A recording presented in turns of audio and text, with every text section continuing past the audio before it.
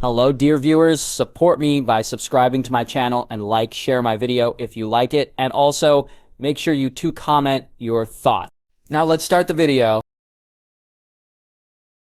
King's Landing was searched high and low for any sign of Cersei Lannister and her children. Lord Eddard Stark tasked Lords Vats and Baelish with finding leads from their informants. Though the city gates had been closely guarded since King Robert's death, none of the City Watch reported anyone suspicious entering or leaving the city. So Ned tasked the captains of the guard to search within their ranks for any who might have helped Jaime Lannister enter the castle or assisted in his escape with Cersei, Joffrey, and Tommen. Within the week, some of Ned's own men had arrived, sent from Robb. Ned sent some of them along the coast to the north and south of the city in search of the Lannisters. He also retained a portion of them within the city so that his own numbers were increased. It was no easy trial to write to the king regarding the loss of their prisoners. Ned took the failure personally. He had failed Robert, leading to the death of his oldest friend. Now he had failed Robert's youngest brother by losing their most valuable prisoners. Even so, Ned wrote a detailed letter regarding all that had transpired since the king's departure. He sent the letter by courier, a small party of 5 men, so that it would arrive swiftly to the king's hand. He hoped that Rensley's victory over Lord Tywin would ease some of his probable wrath regarding the loss of 3 of their prisoners. Before the king arrived, within a week of Cersei's disappearance, Ned visited young Myrcella in the chambers which were her prison. Ned hesitated at the door of the tower. He had no desire to break a child's heart, but duty brought him to this place. Still, he knocked on the door and announced his presence. When the attendant inside replied, he unlocked the door and entered. Young Myrcella Hill sat upon a chair. Her delicate curls hung loose around her neck, and her plain white dress only accentuated her youth. He remembered to himself that she was of age with Arya. "Hello, Myrcella," he greeted warmly. "How have you been treated since last we spoke?" "I have been treated kindly, Lord Stark. I thank you for your concern. Why have I not seen Tommen or my mother for so many days?"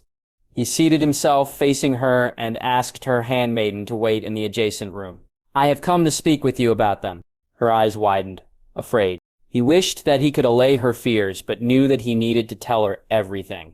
He breathed deeply when they were alone, ready to tell her the truth. "Several days ago, your uncle, Ser Jaime, with the aid of several men, entered the castle grounds. He was able to locate your mother and brothers. They escaped and are being sought after." He paused, hating to her lips tremble, and the tears welling in her eyes. "Should they be found, the king has ordered the execution of your parents." She swallowed hard, shutting her eyes as the tears slid down her cheeks. "Thank you," she eventually murmured, looking up at him. "Lord Stark, thank you for telling me what you know."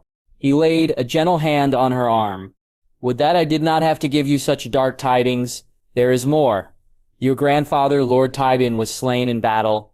Your uncle Tyrion will be brought here as a prisoner, while your grandfather's brother holds the West." She bowed her head, solemn and silent. He looked upon her with pity, knowing that she would not be happy for a long time.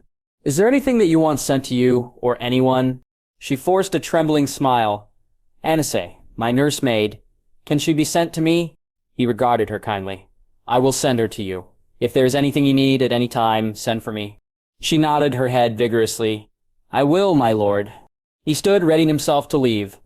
"I bid you a good day, my lady." He walked away from her, leaving her to tremble in her cushioned chair. He could hear her begin to weep as he shut the door. He returned to his rooms that day to letters from Catelyn, Robb, Bran, and Maester Luwin. He read each one in turn, planning his replies even as he read the words to each letter. Bran, writing from Winterfell with the addendums from Maester Luwin, confided that all was well in the north. Bran said that he missed everyone terribly and informed that Rickon was a terror to all without his parents. He also wrote of a boy named Samwell, or Sam, who had been sent from Bingen. He was rather vague on details regarding that matter. Bingen had written nothing of the matter, or any matter of late, beyond the need of the watch for more men. Ned replied commending Bran on his dutiful reporting of the affairs of the north. Robb vaguely wrote of Sam again, though he added that he would rather speak of it in person. The only details he provided were that the young man had been sent to the wall by his father, but Bingen feared for the boy's well-being and sent him to Winterfell. Beyond that, Robb had written of the battle he had fought. He wrote of Torrhen Karstark's death, and informed Ned that the Karstarks and Umbers were sent to King's Landing. In reply, Ned praised his son for his wisdom and bravery in commanding the armies and said that the men had been of great use. Catelyn's letter was more detailed in all regards than the letters their sons had sent. She explained much that had transpired after her brief visit to King's Landing. She spoke of her meeting with Tyrion Lannister and of his trial in the Vale. She spoke briefly of the battle in the Riverlands and of her father's failing health.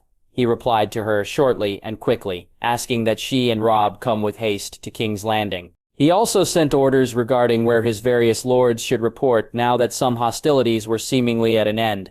He would be glad for the arrival of his wife and eldest son. He longed to see them again. He wanted little more than to hold Ked in his arms.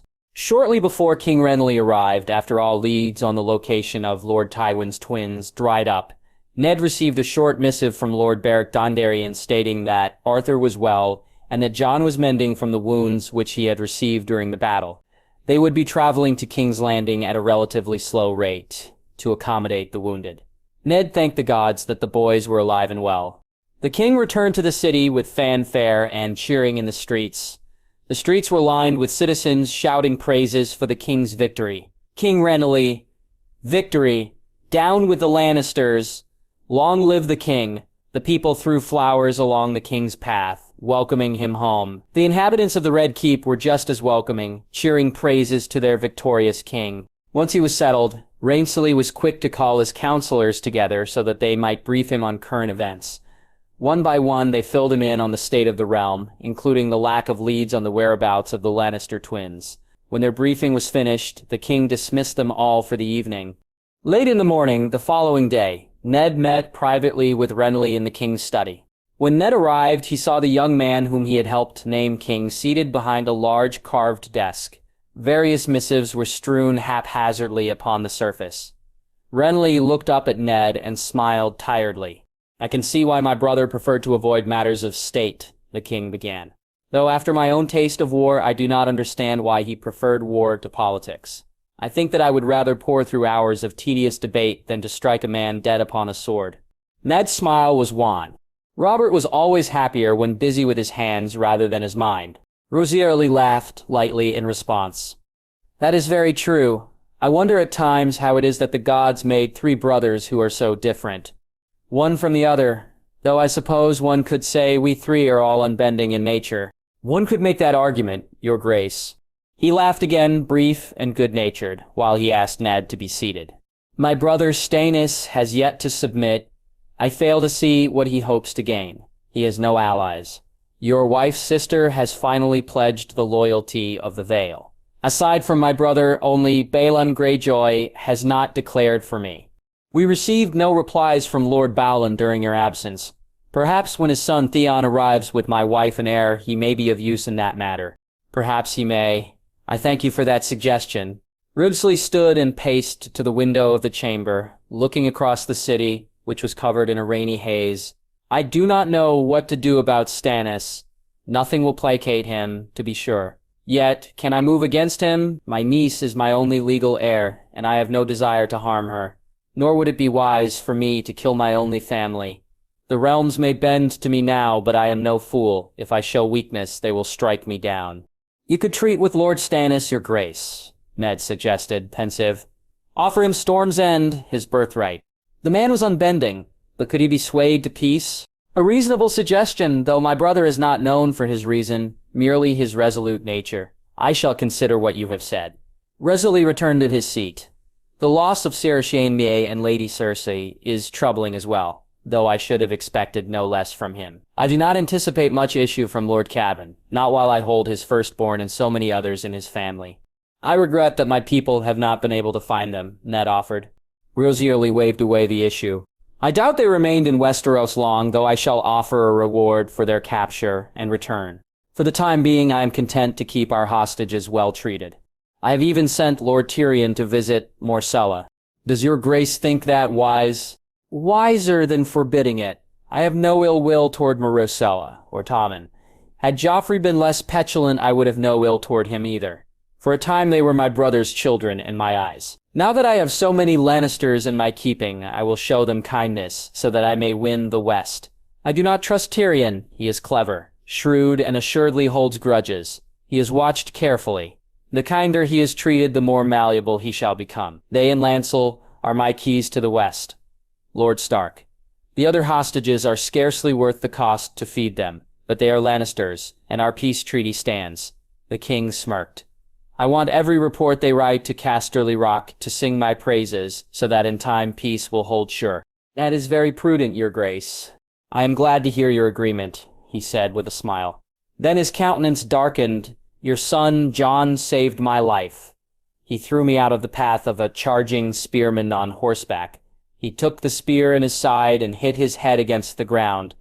But he lived. What have I ever done to deserve such devotion?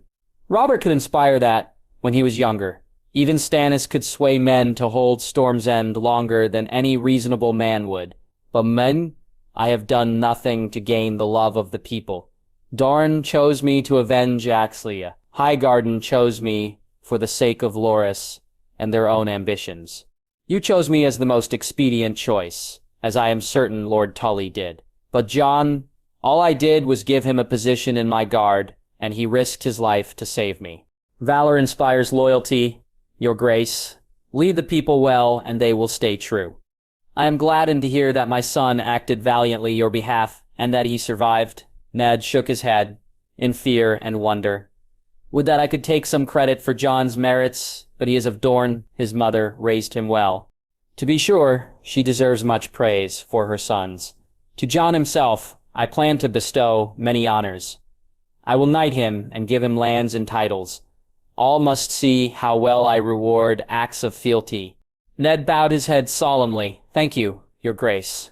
When their meeting was concluded, Ned returned to the Tower of the Hand to attend to the business of the day. Late in the afternoon, Ned walked to the Godswood to ruminate. When he arrived, he wished yet again for the white wood and red leaves of a weirwood tree. He longed for home, for family. Much of his family would arrive soon. Catelyn and Robb would be the first to arrive. With them would come lords of the North and Riverlands. Jon and Arthur would arrive later with the returning Dornish lords. Last of all would come Sansa, Arya, Alysanne, and Lucas with the Princess Arianne Martell and her courtiers. Amongst the courtiers of the Dornish princess would be Lady Ashara. That afternoon, he had received letters from Dorne. The joint letter from Sansa and Arya told a very lengthy tale of their journeys in Dorne. They both spoke warmly of the hospitality that had been extended to them by the ladies of House Dondarrion and by Prince Dorne Martell. They both spoke kindly of the Dornish. With Arya's enthusiasm for the water gardens made clear multiple times in the letter, though they spoke of missing himself and their other family members, both seemed to be enjoying their time along the southern coast. Ashara's letter, he pondered, remembering the delicate scrawl of her writing. Ashara of House Dayne, to Eddard Stark, Lord of Winterfell, Warden of the North and Hand of the King. Greetings, Lord Stark. I hope this letter finds you in good health. I shall be brief with this letter, for there is much happening in Dorne at present. We must mourn for Prince Oberyn's daughter, Nymeria. At the same time, we must prepare to celebrate the impending marriages of Princess Arianne to King Renly Baratheon, and Prince Quentyn to Lady Margaery Tyrell.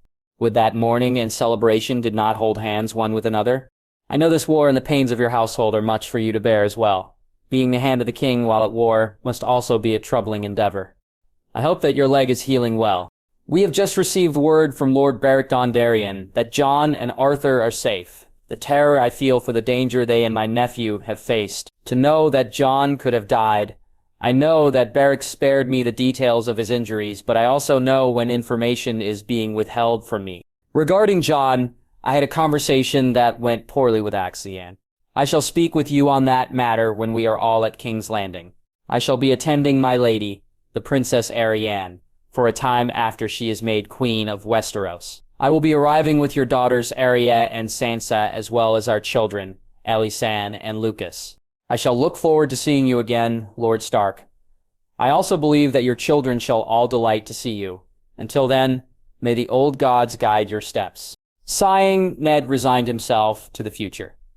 Would that there was a way to avoid the inevitable discomfort which would come from the presence of Cat and Ashara in King's Landing. While he was glad that he would soon be reunited with his wife and children, he worried over the situation. He knew that Catelyn would not respond well to Ashara's presence in the capital.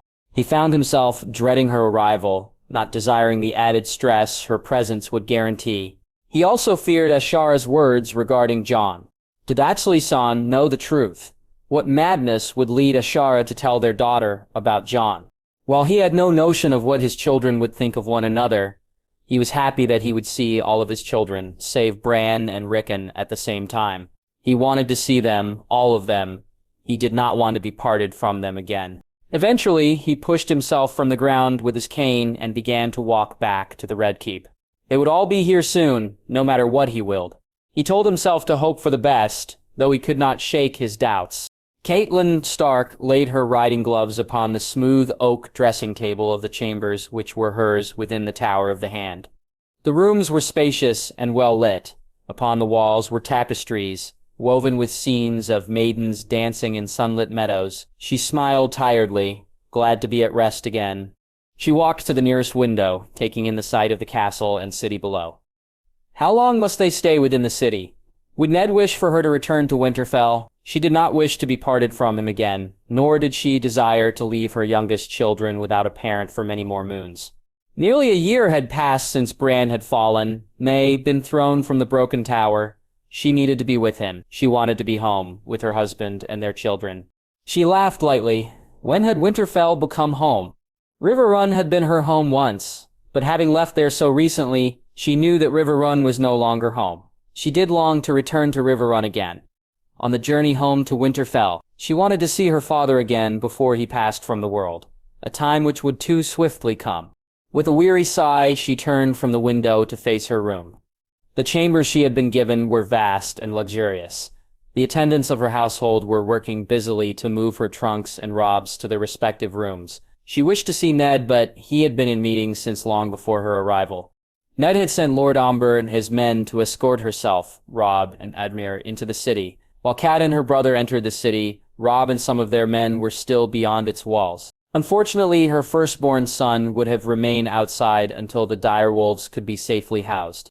Direwolves, not just Grey Wind, but Arya's Nymeria, roamed the woods just beyond the city. The she-wolf had joined them near Harrenhal. Grey Wind had raced away into the forests, whilst howling wildly. Robb had followed swiftly on his horse, determined not to lose sight of his wolf. They had both returned an hour later, with Arya's wolf trailing behind. From that moment till now, Robb was responsible for handling both wolves. Catelyn had faith that Ned would quickly find an arrangement suitable for the care of the wolves, one which would allow their son and heir to be housed properly within the Tower of the Hand. Until such a time, Catelyn could do little but wait, so she set herself to the task of arranging her rooms and refreshing after her long journey. Eddard Stark was beginning to wonder if Renslayer Baratheon simply enjoyed making meetings last longer than was necessary, especially on days when important guests were due to arrive in the city. Perhaps Ned was just anxious to see his wife and son again. Too many moons had waxed and waned since last he had laid eyes upon them. Duty, however, was ever his master. The midday meal passed by the time Ned was able to secure the king's permission to house direwolves within the godswood of the Red Keep. He was then able to give orders to his men to construct a temporary fence within the woods for the wolves to remain in when they were not with Robb. Afterward, Ned rode out with Vampul and 3 more of his men. The Northmen were encamped just beyond the Gate of the Gods, along the King's Road.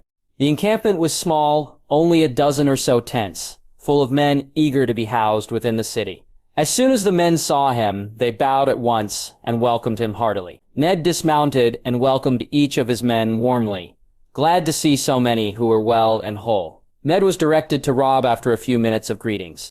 Robb and Theon stood together beside a cooking fire, laughing as the direwolves lounged upon the ground nearby. The wolves spied Ned first, standing up with greeting howls and moving swiftly to Ned's side so that they could sniff him. Standing, the wolves' heads were level with Ned's waist. He found himself questioning the wisdom of allowing his children to keep such massive creatures. "Father," Robb exclaimed. Ned looked up from the wolves to his approaching son, a smile upon his face. His son was growing from boy to man too swiftly. Robb walked swiftly to him as he had so many times as a boy, but now his gait was slowed. Robb was now a leader in the north. He was now a commander of armies. No longer could Robb run to Ned as he had when younger. They clasped arms and then embraced. "The armies of the north are yours, Lord Stark," Robb said formally when they separated. "You have done well in leading them. Ned told him. I am proud of you. He turned to Theon, who was standing just behind Robb. I am proud of you as well, Theon. You both performed bravely. Theon's smile was broad. It was an honor to fight for you, Lord Stark. Ned regarded his ward kindly. Despite some of Ned's misgivings about the young man's character, he was glad that Theon was alive and well. I am certain that it was but the first of many chances to prove your valor. Theon, please assist with breaking down the camp and bringing the men into the city. Your rooms will be in the Tower of the Hand. Robb and I will be riding to the castle with the direwolves presently. Of course, my lord, Theon replied with a bow. With a slight nod, Ned turned and began to walk back to his horse. Rogier fell into step beside him, and the direwolves trailed behind. You look well? Thank you, father. Robb looked down at the cane and Ned's limp. How are you faring? Well enough. Though these have been stressful days, my leg seems to have healed as well as it wills. It seems wrong that the Lannisters have hurt you and Bran, but have not been brought to justice. Tywin Lannister is dead, Ned replied gravely. The former queen and her twin, who sought to kill Bran and broke my leg, are to be executed if they are ever seen again. Their children are in disgrace, bastards for all the world to see. Many more Lannisters are held in King's Landing and other strongholds throughout the realms. If the gods wish bring further judgment upon their house, then we must leave it in their hands. Robb walked quietly beside him until they reached the horses. They mounted and rode side by side toward the castle. The direwolves followed behind them, and 3 more of their men followed the direwolves. How did you convince the king to allow direwolves within the Red Keep? Robb asked as he glanced back at the wolves. It took a great deal of convincing him that you would be able to keep the wolves under your control and supervision. When they are not with you, they will be kept within a portion of the Godswood. I can keep them under my control, though I worry about how they will fare passing through the city. Rogier looked to the wolves again, and for a moment Grey Wind met his eyes. If needed, I will walk beside them as we pass through the city. That may be well advised. It would not do for them to harm anyone. They only attack when provoked, or to protect us. Your mother told me about Bran's wolf protecting him from the assassin who tried to take his life. Ned thought of Sansa's gentle wolf, whose life he had taken. He thought also of Arya's slim grey wolf, who had maimed Joffrey to protect Arya and Sansa. Grey Wind fought beside me in battle, protected me. They seem to be gifts from the gods. Indeed, Ned agreed. Changing subjects, he continued. Your letters mentioned a boy named Samwell. Tell me more about him. Why did Benjen send him to Winterfell? Robb glanced around circumspectly. His name is Samwell Tarly. Tarly? Is he the son of Lord Randyll Tarly? Rogier seemed hesitant to respond. Yes, father, he replied eventually. Lord Taery sent him to the Wall, but Benjen, under the Lord Commander's command, sent him to us. He's a craven. Benjen and Commander Mormont feared for his life. Did they send word as to what they expect to come of him at Winterfell? They wanted us to help him stay alive, to make him brave if we can. He laughed suddenly. I have never known someone could be such a craven until meeting him. Even so, Maester Luwin put him to work assisting with Bran. He seemed to enjoy working with Bran and Luwin. I tried working with him at swordplay a few times, but he was rubbish. Ned ran a hand through his hair, pondering. And what do you recommend we do with him? Shall we tell Lord Tarly of his son's whereabouts? Aye, Lord Tarly. Robb stumbled over his words. Father, why ask me? You led Winterfell for months without myself or your mother. You called the armies of the north to your side and led them to victory in the first battle you ever fought. Ned favored his son with a warm smile. You are my heir. Perhaps I should start allowing you to put forth suggestions in some matters. Robier beamed with pride. Thank you, father. He considered his choices for several long minutes. I see no benefit to us in telling Lord Tarly that his son is at Winterfell. He sent his son to the Wall, and the men at the Wall sent him to us. Samwell Tarly is now a ward of Winterfell. Until we return to Winterfell, he can continue to assist with all that Maester Luwin and Bran need, as he has been doing. Wise choices, ones with which I agree. When we return to Winterfell, we will speak further about Samwell's future. Will we return home soon? If all works as I hope, we will return shortly after the king's marriage and coronation. Robb looked to Ned, shocked. Truly, father, you will be leaving with us? If all goes as planned, yes. The afternoon shadows were growing long when Catelyn looked up to see her husband and son standing at the entrance of the tower's solarium. Then she cried softly. He walked to her, leaning heavily upon a cane. "My cat," he said, his voice shaking with emotion. He bent to her when he reached her chair and pressed a longing kiss to her lips. For a blissful moment, she was home. He pulled away, the promise of more shining in his eyes, yet he stepped away and seated himself beside her. Their slightly embarrassed firstborn drew near and sat by them. "I have missed you both," Ned began. "More than words can express. I am glad to be here with you, my love," she replied. "Were you able to find a place for the wolves?" "They are at present housed within the Godswood. Guards from our house are at all of the entrances to turn away anyone who wishes to enter. We will be constructing an enclosure for them before next week is finished. Father also said that they may stay in my rooms during the night." Catelyn laughed. "I fear our men would rather have them with you than anywhere else. This place is not meant for wolves, let alone dire wolves." "Indeed, it is not," Ned agreed. "Robb, while I delight in your company, I have much to discuss with your mother." Robb stood quickly. "I shall take my leave then, father." "Mother." He bowed respectfully and turned and left the room. "I have missed you, my lady." "And I you," Catelyn replied with a smile. "Has your leg mended well?" "As well as it is likely to mend. The maesters say that I may need a cane for the rest of my life, but we must thank the gods that my leg is still of use." She slipped her hand in his and pulled it to her lips, pressing her kiss to his fingers. "I thank the gods that your life has been spared, and mine and the lives of our children in these perilous days. The party I traveled with to Lysa was attacked by mountain men. I would have died if it weren't for Tyrion Lannister." "Truly?" She recalled with horror the memory of the diminutive man taking the life of men who were about to kill her. She still pondered all of her time with Tyrion Lannister. She contemplated his words, especially in matters regarding Petyr Baelish and the assassin who had tried to open Bran's throat. "He took an axe to a man who would have ended my life. He swears that he bore no responsibility for the assassin, and his story makes sense." She shook her head. "Yet, he did give me doubts about Petyr Baelish." "What doubts did he give you?" Her eyes narrowed, pondering the pieces of a nearly year-old puzzle. "Petyr said that Lord Tyrion owned the dagger which was used against us, that he bid against Setter Shiemi in the joust, but Tyrion said that he never bets against family." Catelyn's thoughts turned to her sister in the Vale. Lysa had tried to execute Tyrion Lannister without any evidence or questions asked. Her sister who had threatened to take her very life. He thought carefully about her words. "You believe him?" "I don't know, but I do know that he could have let me die, and he didn't. What's more is that my sister's actions were so erratic, she wanted to execute Tyrion without a trial, and then she accused him of Jon Arryn's murder." "Jon Arryn?" He stared at her in confusion. "Why would she accuse him of killing Jon? I was able to discern that he died for knowing that Cersei's children were bastards. But why would that lead Tyrion to kill Jon? I don't know. I don't understand my sister. Not anymore. Moreover, I do not trust Petyr. Tyrion told me that he has boasted throughout the court that he..." She felt her cheeks flush red with rage. "Petyr has apparently gossiped that he bedded me whilst we were at River Run." Ned stood suddenly at her words, furious. "That man? How dare he?" "Ned," she said calmly, "I don't know whether or not he has truly said anything against my honor. I only have Tyrion's word on that, though a few discreet inquiries can certainly be made." He paced a few times before seating himself beside her again. "I wonder how much we should trust Littlefinger. If he has been spreading rumors about you, and if he lied to us about the dagger, what else might he be lying about?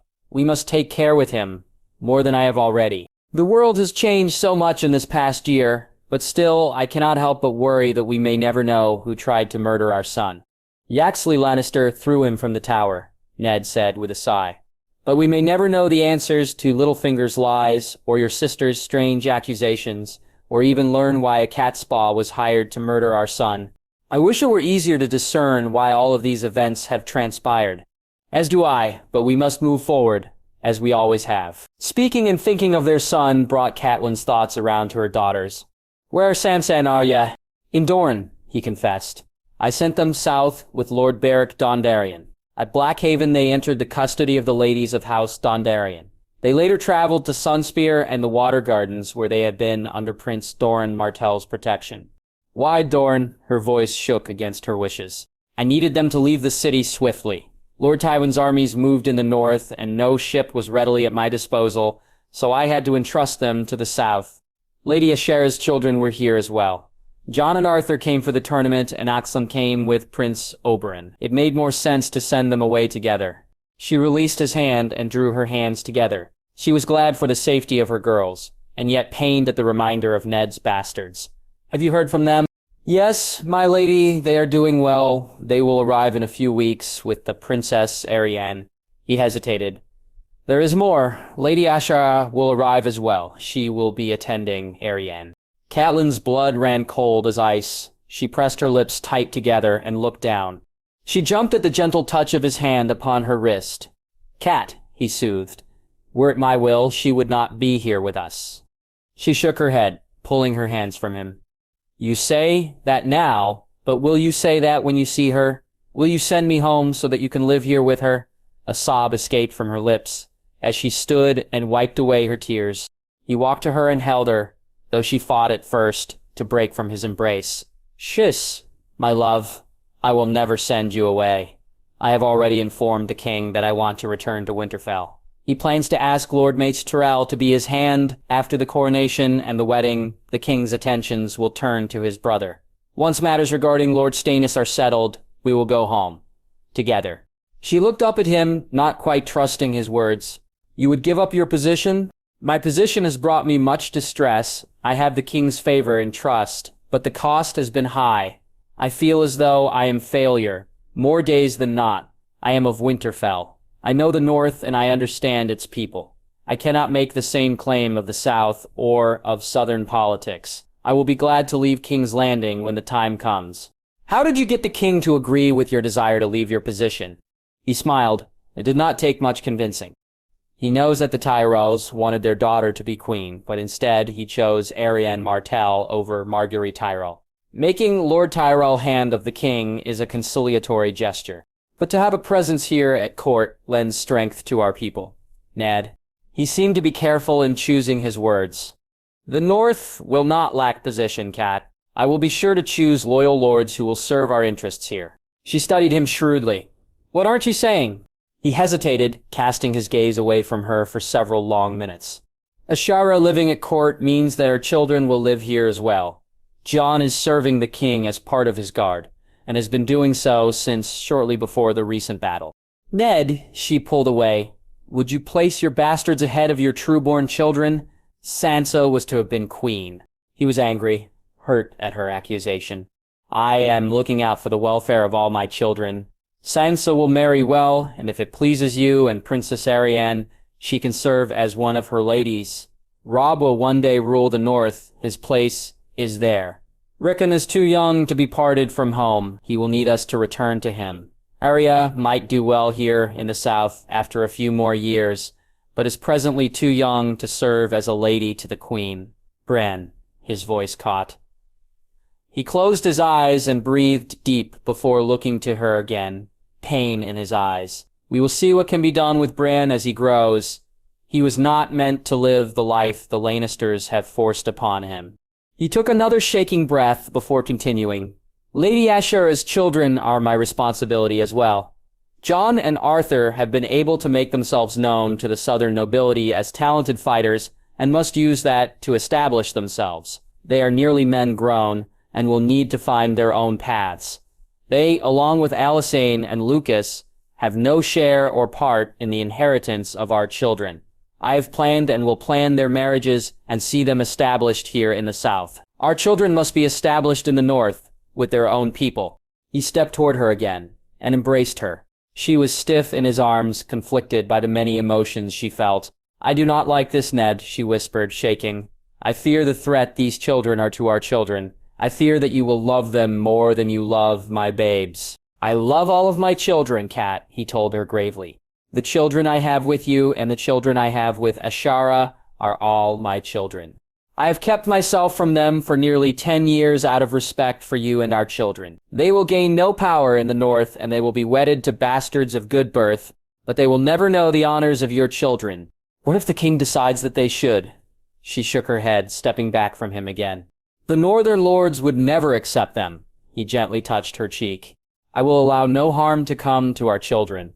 nor will I allow my children with Ashara to reach beyond their stations. If Renly chooses to offer titles and lands to them here, in the south, it will keep them from gaining northern support. Our children must marry into the north. Have you been considering matches for our children? I have had considerable time to consider many things during my time here. We will have time to dine with several of our lords. He laughed and kissed her brow. And I am certain that our lords will not miss opportunities to point out the virtues of their children and our own. She ran her fingers through his beard and kissed him. Thank you, she whispered. Are we reconciled, my love? He murmured against her cheek. Fleeting thoughts of a raven-haired beauty with violet eyes passed through Catelyn's mind. Her heart froze at the thought of being in the same place as that woman. She feared that woman and her bastards. She feared the darkness of the future. Yet in the moment, in the embrace of her husband's arms, she felt at home. Yes, my love, she replied, kissing him, and forgetting all her cares. The movement of the horse beneath him still sent sharp pains through his body. Everyone had told him that he was lucky to still be alive, and Jon Snow knew their words were true. The spear that had struck his side would have killed him if it had landed a few inches closer to his center. He thanked the gods that the strike had gone wide, piercing just the edge of his torso. So too had his head injury been relatively minor, though he had lost consciousness for days. No damage seemed to be permanent beyond the scars on his side. Jon was glad of his pains and scars, for they were proof of his bravery in the face of death. He glanced to his right and left where his brother and cousin rode. He was glad that they too had survived the battle. Closer to the front of the long line of horse and carriages rode Prince Oberyn Martell and his daughter Obara, so solemn now with the loss of Nymeria. All of Dorne would mourn for the prince's daughter for many months and years. He wouldn't be surprised if the people of Sunspear wanted to have a statue made in her likeness to be added to the Hall of Heroes. Arthur and Edric rode quite close to Jon most of the time, though they would also ride away to speak with others in the line. Arthur seemed especially fond of talking to a girl named Bella. Arthur had hired her into their household as gratitude for tending so fastidiously to Jon during his convalescence.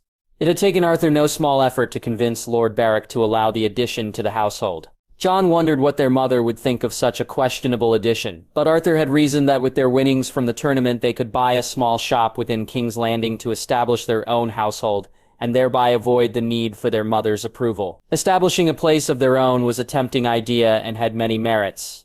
They would not always be able to stay under Edric's provision, no matter how much love they and their cousin had for one another. Perhaps they could discuss the possibility of establishing themselves in King's Landing when they arrived. Perhaps the king would allow that favor. Perhaps their father would approve as well. Jon would already be living in the capital as protector to the king, and Tyene would live there as Jon's wife and Arianne's companion. Jon looked to Arthur, who walked beside his horse while Bella rode. He worried over his brother's growing affection towards the girl from Stony Septon. His interest seemed to have increased since Jon told Arthur he was betrothed to the former Princess Myrcella. Arthur's annoyance at that announcement had been stronger than Jon's own indignation in the matter of their betrothals. Not that Jon could fault his brother's interest in Bella or his annoyance at being betrothed. The former princess was a young girl and born of incest to traitors of the realm. Bella, in contrast, was lovely, amusing, and fearless. Jon knew that they had spent hours by his bedside when he was unconscious. Hours spent talking and getting to know one another. It was no wonder that Arthur had wanted to take her away from being a whore and give her a better life. He just hoped that Arthur would have better sense than to fall in love with a former whore whom he could never marry. With a shake of his head, Jon looked from his brother to the rest of the returning army. He could see Lord Beric several horses ahead, speaking with men who had helped lead the armies of Blackhaven and Starfall. Edric rode beside him, still so young, but now a man of battle. Jon worried for his cousin as much as he worried for his brother. He prayed they would not see war again for many years. Jon's aches and pains lessened to a dull tenderness by the time they arrived in King's Landing. There was no fanfare to greet them in the city, and only a few minor lords who met them at the castle. Jon wondered if they should have felt offended or relieved that there was no fuss for their arrival. His idle ponderings were pushed away as they were shown to their rooms within the keep. Unlike his two previous stays, Jon and Arthur were not given rooms within the Tower of the Hand. They, along with Edric, Lord Beric, Prince Oberyn, and the majority of the Dornish nobles, were all quartered within the many floors of the Maiden Vault and surrounding sections of the castle. Jon would later learn that the various lords and nobles were grouped by region throughout the castle complex. Lesser nobles, knights, and various followers from the many households were also housed within King's Landing or in tents beyond the city walls. He would grow to be glad that he was in a permanent lodging, as several lesser nobles would be moved more than once in the days to come. The chambers to which Jon and Arthur were shown contained 3 interconnected suites of rooms with enough bedchambers for their entire family and quarters for their servants. The steward who brought them to their chambers informed them that their mother was expected to arrive in a few weeks with Princess Arianne and the Dornish court. Lord Beric helped them with choosing the rooms they would each stay in. Beric and Edric would share one suite. Ashara, Elysian, and Lucas II. Jon and Arthur would share the 3rd suite. Jon stretched across his bed as soon as he entered his room. He knew that he should care about getting dirt on the coverlet, but he was far too weary of travel to care. The feather bed was softer than the bedroll he had slept in for the past several weeks. He would have fallen asleep then and there if it wasn't for a knock upon his open door. He looked up to see a page standing beside the door. "Jon Sand," said the man. "His Grace the King requests your presence." Jon groaned, pushing himself up from the bed, his wound aching. "Let me wash a bit first. I'd like to be presentable before the king." The man gave a curt nod. "Of course." Jon stood then and walked to the wash basin. He poured water from the pitcher into the bowl and then grabbed a cloth from the small stack on the bureau. He dipped the cloth into the water, and with it wiped away the sweat and dirt of travel from his face, neck, and arms. He pulled a clean tunic from the top of a chest and changed out of his sweat-stained travel tunic. He was hardly clean when finished, but felt more presentable. He followed the page out of his chambers, out of the building, and across the castle grounds to Maegor's Holdfast. They made their way through the long halls of the Holdfast, winding their way upward to the king's rooms. The sound of laughter drifted down the corridor as they neared a corner room. The gold cloaks at the doorway allowed them inside, where the page announced their arrival. "Your Grace, Jon Sand of Starfall, as you commanded." The king was seated at a small table with 3 other men, playing a card game. Several more men stood around the room or sat at other tables, playing their own game of cards. Lady Brienne of Tarth, Ceres Oakhart, and Sarah Preston Greenfield stood near the king, keeping careful guard over him. King Rensley laid down his cards, smiling broadly when he looked up at Jon. Jon bowed stiffly to the king, his side aching. Rensley stood, walked to him, and clasped his arms, laughing all the while. "It is good to see you standing again, Jon." "It is good to be here, your grace." The king shook his head in disbelief. "I can only imagine the relief you feel. Come with me, we must speak." Jon walked with Renly to an antechamber which was furnished with a desk and several chairs. Jon noticed that the 3 members of the guard had followed, but remained outside the chamber door. Renly poured wine from a decanter into silver goblets and handed one to Jon as he sat, telling Jon to do the same. "I asked you here to thank you for guarding my life. Most men would have run away from a spear, but you risked your life to save mine." "It is my duty to serve you, my king," Jon replied. "A duty which you performed admirably. Tell me, how are you mending?" "I am still somewhat sore, but otherwise I seem to be healing well." "Good," he laughed. "I am glad to hear it. I've already spoken with your father, but wanted to speak with you of the rewards you will receive." "Rewards?" "Your grace, I merely did my duty. And in doing that duty you saved me, for which a king must give honor. You will be knighted first of all, at a ceremony with the court in attendance. I will also be granting you land. There is a small keep in the Stormlands, 2 days' ride south, which has been unoccupied since the rebellion. The former owners were loyal to the Targaryens and did not survive the rebellion. Its lands, tenants, and incomes will be yours and your descendants, so long as your bloodline shall endure." Jon drew a sharp breath and bowed his head low. "I am, thank you, your grace. I have no words." Rizierly laughed. "Save my life again and I will have to give you better lands and titles. Now, why don't we play cards?" Shaking his head in wonder, Jon could do little else but laugh and agree. They stood and walked back into the sitting room. Ren introduced Jon to the men in the room. Lord Bryce Caron of Night Song, Ser Balon Swan of Stonehelm, Ser Diard Morrigan of Crow's Nest, Ser Zarmon and Andrew Estermont of Greenstone, who were cousins to one another and to King Renly, and Ser Balon Kiu of Sunhouse, a cousin to Edric Dayne.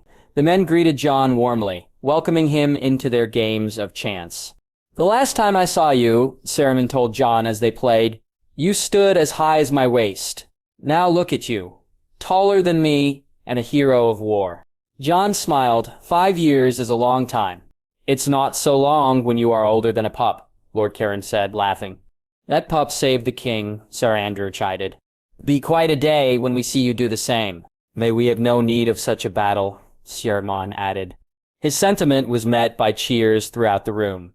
"You forget, Sir Naaman," Lady Brienne said when they quieted. "Not all of the king's enemies are defeated." Rosalie favored her with a wry smile. "True, Lady Brienne, but they will be brought to heel quick enough. Now, enough talk of war. There are games of chance to be won." The men cheered again, but Jon looked to Brienne, noticing her somber mien. He knew that she was right. The king's brother still stood in opposition to the throne. Who knew how many other lords were merely biding their time to strike a blow against the crown? Jon focused on enjoying the games and the company Roxley had gathered. All the while, his mind raced with the thought that he was to be a knight, and even more, that he was to be granted lands and holdings. He could hardly wait to tell his brother and family the wonderful news. 4 days after returning to King's Landing, Arthur Sand took his place in the training yards. Now, for the first time, the weight of his actions fell heavy upon him. He had killed with these skills which he had honed at play. No longer was this play, but true preparation should he need to ride out in battle again. He raised his bow, feeling the smooth grain of the wood beneath his fingers. He had not touched it that way since the battle. He picked an arrow from the quiver at his right and knocked it. A breath later, he let the arrow fly at the target. It was a fair hit, though not quite center. He did it again, and again, losing himself in the movement. He felt nothing as he let the arrows fly. At times it was as if he heard screams and could smell the scent of blood. Yet there were no screams, only the echoing shouts of the men who trained with their swords across the yard and the clash of blunted blades against one another. When he was out of arrows, he walked to the target to retrieve what he had shot. He plucked them out, one by one, wishing all the while that Jon was with him. Jon, however, was busy guarding the king. Edric was training with several other young men on the far side of the training yard. Lord Beric, Prince Oberyn, and Arthur's father were in meetings. The yard was slowly filling. Men from every region and women from Dorne and House Mormont in the far north were gathering to train. He wondered if his half-brother Robb would be in the training yard. They had yet to meet, though their father promised a meeting soon. Jon arrived as he was running through the arrows a third time. He was garbed in the deep purple robes of his position, which were emblazoned with the crowned stag of House Baratheon. "You want to practice with swords?" Jon said in greeting. "Can you spar yet?" Arthur asked as he loosed an arrow into the target. "The maesters finally said that I may, though only for a short while. If I hurt at all, I am to stop at once." Jon's tone was mocking, as if he had heard the same lecture more than once. Arthur turned to Jon with a smile. "Then gladly I will spar with you. Help me gather the arrows." "Yeah, then it will be sooner till I best you." Arthur set his bow against the arrow bin, laughing. "I'd like to see you try. You're probably slow after so many weeks without practice." "We'll see." So they both cleared the arrows from Arthur's target and lane, putting them away when they were finished. Arthur gave his bow to one of the quartermasters for safekeeping before they walked to the men who were training with swords. The Northmen were cheering when they arrived, watching two men in armor spar in the largest of the training rings. They found their way to Edric to watch the two in the ring. Both were good fighters, but their style was different than the Dornish way of fighting. "Who's in there?" Jon asked Edric. Their cousin shrugged. "Don't know, Northernborn is all I heard. They're good." Jon's faster," Arthur said. "Or he was before his injury." "I am still faster than you," Jon rebutted. They watched the men spar. One was broader and a bit shorter than the other, yet he was the quicker of the two with his blade. He managed to disarm his opponent and bring him to the ground. The Northerners cheered, some shouting Robb, the young wolf, or simply Stark. Arthur, Jon, and Edric looked at one another knowingly. Lord Stark's eldest true-born son was the winner of this particular sparring match. Robb stretched out his hand and helped the other man off the ground. Both of them removed their helms, laughed. Robb's hair shone bright red in the morning sunlight. He smiled easily at his opponent. The other young man had thin black hair and bore a half-hearted grin. The crowds began to spread out again, returning to their sparring partners and trainers. Jon, however, walked toward their half-brother, with Arthur and Edric trailing him. "You fought well, Lord Robb," Jon announced when they were close enough to be heard. He smiled warmly, but his gaze remained assessing and puzzled. Thank you. I do not believe that I have yet made your acquaintance. No? We have not met. I am Jon Sand, and I serve the king in his personal guard. This is my brother Arthur and our cousin Edric Dayne, the Lord of Starfall. Robb Stark's smile faltered as Jon spoke. Well met, he managed to breathe in reply. The dark-haired young man he had sparred with laughed loudly, earning a quick glare from Robb. This is Theon Greyjoy, heir of the Iron Islands and ward of Lord Stark. Theon's smile thinned at the mention of the word ward. Father has told me that you were badly wounded defending the king. I was, Jon replied, but I decided I wasn't ready to die. His words sparked light chuckles from them. Now his grace plans to knight me and grant me lands for my efforts. So it seems living was worth the effort. Indeed, Robb said with an uncomfortable laugh. It is a pleasure to meet both of you. I have heard tales of your participation in the tourney for our father and in the battle against Tywin Lannister. The tournament was fun, Arthur said, and the battle was a trial. It was harder to see the aftermath and wait beside Jon's bed than it was to fight. Their brother's face grew grim. I know that feeling. Tell me, how were Sansa and Arya when you last saw them? Arthur spoke first. They were well. They both seemed to like Blackhaven. Father said that they left from Sunspear recently and should arrive in a few weeks. Arya tried to ride back here on our way south, more than once, Edric added with a laugh. That sounds like her, Robb said with a shake of his head. How fares young Brandon? Jon asked. We heard that he had been thrown from a tower. He is alive. He cannot walk again. But the gods spared him, Robb replied, his expression distant. He wanted to be a knight. He loved to climb the towers of Winterfell. Has your maester made a wheeled chair for him? Jon asked. Robb shook his head, puzzled. No, I have never seen such a thing. Prince Doran uses one, Edric said. His gout pains him too much, so he sits in a wheeled chair. I shall ask Prince Oberyn to discuss the matter with Lord Stark, Jon offered. I am certain that one could be made to assist our brother. Thank you, Robb replied quietly. Well, Jon said, we were about to train. Do you want to join us? Gladly, Robb answered. What do you say, Greyjoy? Shall I win against you again, or will you try my father's sons? I can win against all three of you, Theon announced, with a smirk. You can try, Arthur taunted. Jon could only spar for half an hour before he needed to rest. His body was still healing from his injuries, but it had felt good to swing a sword again. Arthur had let him win after Robb swiftly won their match. He had not gone up against Theon Greyjoy, but was now watching as Arthur held his own against the heir of the Iron Islands. He still worried about his brother. It seemed as though a wall had grown around Arthur, dimming his smiles and guarding his thoughts. Jon wondered if death had so shadowed his younger brother that his eyes would never fill with light again. He hoped not. The battle still weighed heavily on Jon's mind at times. He had awoken more than once in a cold sweat with his heart racing. He struggled at times to remember that the battle was over, and the remaining enemies of the king would surely be brought to peace soon. One way or another, Jon wondered how Lord Beric had learned to cope with war or how his father had learned to be at peace with death and killing. To kill was no easy thing. Even so, Jon, Arthur, Edric, and Robb had all spilled blood in the battles they had fought. Arthur won against Theon, knocking the sword out of the older boy's hand. They were panting from their efforts. Jon cheered for his brother, impressed that Arthur had bested Greyjoy. Jon wondered if their training was the main reason for Arthur's victory. The northern style of swordplay was far different from the style Oberyn had taught them in Dorne. From the corner of his eye, Jon noticed a group of men approaching. Turning, he saw his father at the head of the group. He stood, pain stabbing in his side where he was still tender from injury and lack of use.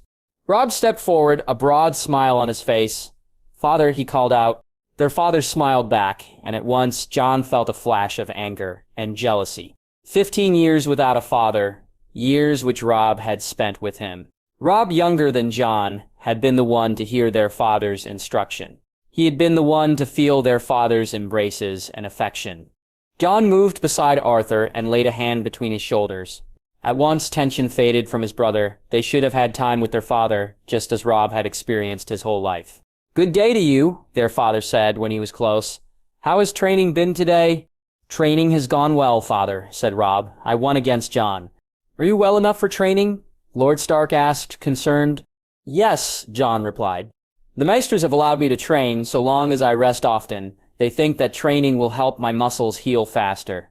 I'm glad to hear that. I am also glad that you have met. I apologize for neglecting to introduce you. You have been busy, said Robb.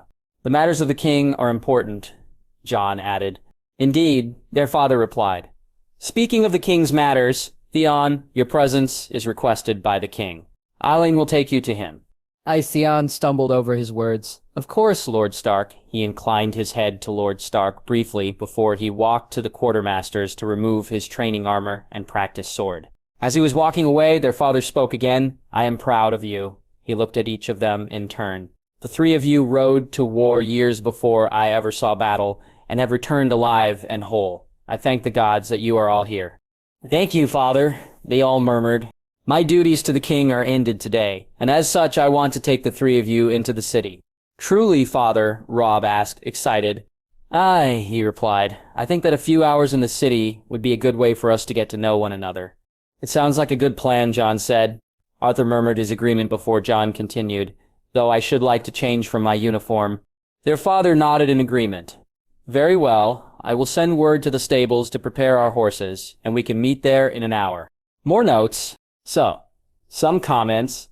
As much as I enjoy answering questions, every now and then some of you ask super specific questions regarding the future of the story, and while I know what will happen, I can't answer those questions for you, because that sort of ruins the story. Regarding Ned's choices and marriages for Ashara's kids. Since I have had many questions on this, kids aren't the ones who benefit from arranged marriages, the parents are. Children have two major purposes in a vaguely medieval world, inheritance and alliances. The firstborn son, except in Dorne, inherits unless that child dies. Then it goes to the next son, then to the eldest daughter if all sons are gone. Bastards have no inheritance. They can be shown kindness on the part of their parent and be granted lands, titles, monies, etc. But usually they get nothing. This is because bastards are seen as threats to the line of inheritance. It doesn't sound nice. But bastards have caused such issues before, so nothing says they won't again. Because of this, Ned was always going to keep Ashara's kids in the south, not that they care. They are from Dorne, that's their home. The north is a strange place, half a world away from them. Ned cares about his kids, but still sees them as tools for alliances like any other noble parent does, just with more love than someone like Tywin. There are very few exceptions who don't see their children as potential alliances. Mostly Lysa is the only person I can think of right now. So, how is the marriage of Arthur and Myrcella beneficial? For one, it was arranged when Tywin was still alive, and it hedges the bets of Ned Renly, the small council, that Tywin, the leading Lannister, cares about the safety and future of another Lannister, even though she is a bastard. Given that Tyrion is still the Lord of the Westerlands, even though he is a prisoner at present, she is very important. Tyrion loves his niece and one of his nephews. Jaime and Cersei are reviled in some areas, but not all. They are a source of shame to the West. But Tyrion loves them and is Lord of Casterly Rock. Captive he may be, but no one doubts his mind or spitefulness. Myrcella will grow up, and unless she is married to someone loyal to the crown, she becomes her uncle's tool. The goal of Ned Renly, etc., is that she will marry Arthur and thereby ensure the allegiance of Tyrion for the sake of his beloved niece. Her being born of incest also really isn't as big of a deal as it might seem. I would argue that the nobles of Westeros don't really care as much about incest, it seems on the surface. The Targaryens ruled for 150 years after the dragons died out, still wedding brother to sister, and the nobles were very in favor of marrying the royals. There's more of a stigma to it since the Targaryens had some crazy streaks, but not all Targets were mad. Maegor, Aerion, and Aerys were definitely madmen, others not so much. Olenna Tyrell was going to marry a Targaryen. Tywin wanted his daughter to marry Rhaegar. So, yes, the people see incest as wrong and claim the gods disapprove of incest, but it was also welcomed in the royal family. Literally the excuse Jaime and Cersei used for their union. The Martells, Danes, and Baratheons all have Targaryen ancestors, so some pretty big hypocrisy has to go into hating a current generation of incestuous offspring versus a past one. So yes, Myrcella has a stigma attached to her, but it's honestly not any worse than any other bastard has. So, Arthur can be grumpy about it all. He wants, but is never absolutely never going to be married to someone of his choosing unless he elopes. But if he elopes, he would likely lose any income that his father is giving him. which, yes, Ned is giving support for the kids. It's not a risk anyone wants, so he'll obey as much as any 13-year-old boy will. None of Ned's kids, or any other noble kids, will get a choice in who they are married off to. That's the cost of being born noble royal. Ashara Dayne's stomach churned as the walls of King's Landing drew near. Their journey had been long, covering both sea and land. They had traveled from Sunspear to Storm's End by sea, and then from Storm's End they had traveled north to the capital. Traveling the entire way by sea would have been faster, but Blackwater Bay was not the safest route to travel for the heirs of Dorne. Not with Stannis Baratheon still at Dragonstone. So they took the King's Road to the Blackwater Rush, and were now waiting for the barges to cross the rush. Waiting worsened the feeling in her gut. She had never thought that she would set foot in the Red Keep again. Yet here she was. Prince Doran wanted her with Princess Arianne. He commanded that she teach his daughter everything she knew about the Red Keep and the nature of the royal court. Ashara was the only Dornish noble who had lived for any length of time in the castle. So Ashara agreed to go, for Doran, for Arianne, for Ilia. She would live in service to Arianne as she had done for Ilia. She wished that her children could be anywhere else, but they too would live in the Red Keep, serving their queen. Alysanne seemed happy with the idea of living in the capital. Ashara looked to where her daughter and son stood, laughing and milling about with their half-sisters, Illyria's girls and Sansa's friend Jane. Arianne and Tyenn were nearby, preferring to keep their own company. Ashara looked at the water. The barge would come soon to ferry them to the other side. She wrapped her arms around herself, shivering, though the day was hot. She had no desire to set foot in King's Landing or the Red Keep. Her thoughts continually strayed to Alia Martell and her murdered children. What if this new regime failed? Would the same fate befall herself, her children, Arianne? She jumped at a gentle touch upon her arm. Turning, she saw her sister Illyria standing at her side. "Are you feeling well?" Ashara forced a grim smile. "I don't want to be here." Illyria leaned into her side and kissed her temple. "You can do this. I'm just glad that you are here with me." She laughed lightly. "How could I refuse the invitation of my lord husband to attend the wedding and coronation of our king and queen?" Indeed, such events happen seldom in a lifetime.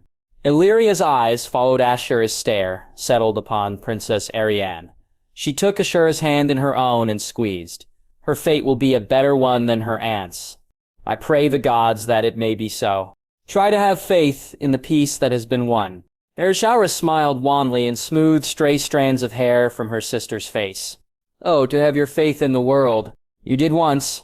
She sighed, looking at the red walls of the castle across the water and then at her children. "Once," she admitted. "But I've seen too much pain to still hope so purely." "Your children yet live. Surely that gives you hope." "It does, but how many more wars will they face? How many will your own children face one day?" Crestfallen, Illyria merely drew closer to Ashara and rested beside her. They stood together quietly for a time, waiting to cross into the city. Her thoughts wandered to the city before her, and to Sunspear behind. She thought of Prince Doran's command, that she maintain the propriety expected of a lady in service to a queen. He had sounded like his mother then, for Princess Miria had spoken very similar words shortly before she had gone to King's Landing with Princess Elia so many years past. When Ashara told him as much, he merely reminded her that she should have obeyed that command then as well as now. Ashara had no intentions of doing any dishonor to Arianne. She had spent too much time in disgrace and had no desire to bring further shame upon herself, her family, or her children. Her stomach churned again as she looked to the city. Ned was here, serving as hand. She dreaded a conversation with him. How could she explain having told Alysanne about Jon? Moreover, how could she live in the Red Keep with Ned and his wife? For the first time in all their lives they would be together, and she wanted little more than to run back to Starfall. She was resigned to doing her duty, no matter what her desire. Princess Arianne would need guidance in her new position. One thing the princess had always lacked was strong guidance. Her father was rather too lax in disciplining Arianne, and the girl's mother was utterly absent. Would Malario even bother to visit her daughter the queen? Ashara would never understand how a mother could abandon her children. Eventually the barges arrived and they crossed the Rush, entering the city through the busy river gate. From there they wound their way through the busy city streets, flanked by guards on every side of their long procession. They eventually found themselves on the broad, tree-lined avenue which led directly to the Red Keep. There were no heads on spikes beside the gates of the Red Keep. which was a welcoming sight at least. Beyond the gates, a welcoming party awaited. Every Dornish lord, lady, or knight who was in King's Landing stood there in greeting, along with men from many other regions. Ashara recognized some by sight and others by the emblems they wore. Still, the welcoming party seemed rather small for the future queen. Strangely, the king himself was not present, nor was Ned. She did see Prince Oberyn Martell at the front of the crowd. He seemed somber, doubtless he still mourned his second daughter. Obara stood just behind him, cold and hard. She saw Lord Beric near the rear of the group, with Arthur and Edric beside him. Heavy weights lifted from her heart at the sight of them, for they were all well and whole. She did worry that she did not see Jon had his wounds healed. That doubt fled swiftly as Arthur smiled broadly upon noticing her. He would not smile so well if anything had happened to Jon. They dismounted before they were formally welcomed. All 200 or more people who had arrived with Princess Arianne. Nobles, servants, and guards who would stay in King's Landing for the wedding and coronation, and others who would remain in service to the king and queen. When the assembly quieted, Princess Arianne and Prince Quentyn stepped forward from the arrivals while Prince Oberyn approached them from the welcoming party. "Welcome to King's Landing, Princess Arianne and Prince Quentyn, my brother's children." He drew near to them and greeted each with a kiss. "Thank you, Uncle," Arianne and Quentyn replied. "His Grace, the King, wishes to extend his apologies that he is not here to greet you." The warmth in the tone was hardly honest. Ashara could see that he was offended by the king's absence. "The council has been busy of late. You are requested to dine with him this evening at a feast to welcome you to court." "It will be my pleasure, Uncle." She smiled broadly, though it quickly fell. "We mourn Nymeria greatly." Ashara could see the deep pain in his eyes at her words. "The gods take whom they will in battle. Abra and I were spared while Nyme has gone to her mother. The one who harmed her is dead." She bowed solemnly at his words, tears shimmering on her cheeks, unable to speak a reply. He beckoned for the Stark girls next, though his eyes looked to his daughters who stood between Alyar and Ashara. Oberyn was never one for formalities, but this occasion was one of great purpose. No matter how much each one of them might long to hold their loved ones, formalities at the royal court were required. "Welcome back to King's Landing, Lady Sansa and Arya Stark. Your father is with the king, or he would have greeted you himself. I am also to inform you that your mother and eldest brother await you in the Tower of the Hand." Sansa was still politely giving her thanks to Oberyn when Arya shouted "Mother" and began to sprint across the courtyard toward the Tower of the Hand. Sansa at least finished her curtsies before racing after her sister. Abandoning her propriety, Sansa's young friend Jane launched herself toward one of the Stark men in the crowd, her father, from what Ashara could see and hear. All pretense of decorum quickly faded after that. Oberyn's daughters found their way to him. Arthur, Edric, and Lord Beric made their way toward Ashara, Alysanne, Lucas, and Illyria. Ashara wrapped her arms around her son and nephew, kissing them joyfully, for their absence had been long and painful, but they were well and whole. Alysanne and Lucas joined their embrace, while Illyria found herself wrapped in her husband's arms. When Ashara finally released Arthur, she held him at arm's length, examining his face. The light of youthfulness had died in his eyes. "My sweet son," she turned to Edric and gently held his chin, and saw there the same darkness. "And my brother's son, would that you could have been spared the horrors of war." Arthur attempted a smile, but it was weak and joyless. "We did our duties, mother. Jon saved the king from death. And the king allowed us to witness the signing of the treaty," Edric added. "I am proud of you all and glad that you are safe." "Where is Jon?" "He is with the king," Arthur said. "He is part of the king's newly formed personal guard. The king also has the king's guard, but he doesn't have the positions all filled yet. A wonderful thing for your brother." "There's more," Arthur's was excited. "We are to be knighted." "Oh, that's wonderful," the Axlane exclaimed. "Who will knight you?" "Jon is to be knighted by the king. I haven't decided if I should be knighted by Lord Beric or Prince Oberyn. Both have offered." Ashara laughed lightly. "It would be a greater honor to be favored by the prince, though you should discuss it with both, and learn their desire in the matter." "I shall, mother." "Aunt Ashara," Edric said. "Our rooms are all together. We share 3 suites. Everyone from Dorne is in the same building, mostly. Oh, where will we be?" "Quartered." "The Maiden Vault," said Arthur. "Little Marcella is somewhere in that part of the castle, too, but we were told not to go looking places we aren't wanted." Jon told me that I am betrothed to her and father confirmed it. I don't see why I should be wed to her. She's not even close to marrying age and born of incest. So were some of our ancestors, Alizane informed. It's not the poor girl's fault. Our sister said that the former princess is very kind. She will be a good wife one day, dear brother. You wouldn't be happy if it were you, Arthur complained. Maybe father will marry you to some fat old man. Then shall I congratulate you as kindly? Arthur, Ashara scolded. That will be quite enough. It is your father's duty to see that you are all well cared for and settled in life. Arthur is just upset because if he marries Marcella, he can't marry Bella, Edric teased. Bella? Ashara, Elisan, and Lucas asked at once. Arthur flushed and glared at his cousin, stumbling over his reply. She is from Stony Septon. She helped nurse Jon back to health, and I hired her into our household with the gold I won in the archery contest. She's very kind, mother. Ashara considered her son shrewdly. Well, I believe that answers what I shall do first. Why don't you show us to our rooms and then introduce me to this girl named Bella? Yes, mother, he replied reluctantly. Catelyn Stark laid down her quill as the sound of young girls laughing echoed through the corridors of the Tower of the Hand. The girls couldn't have arrived already, could they? They had been expected near evening, but the hour was scarcely past midday. Still she rose, laying aside her quill, and walked to the hall. It was there that she beheld her daughters running toward her with all their might. Mother! They were shouting in unison, even as they found their way into her embrace. She kissed them both, tears blurring her eyes. They were both speaking at once, their voices blending together. Oh, I have missed you, my sweet girls. She held them both at arm's length when they finally released their embrace. They wore long, flowing robes which were far different from any garments she had ever seen. The fabric of the dresses was thin, colorful, and airy, though still modest. The girls were also both considerably taller than last seen. You have both grown taller and lovelier since I last saw you. Where did you get these beautiful gowns? Sansa was the one to answer first.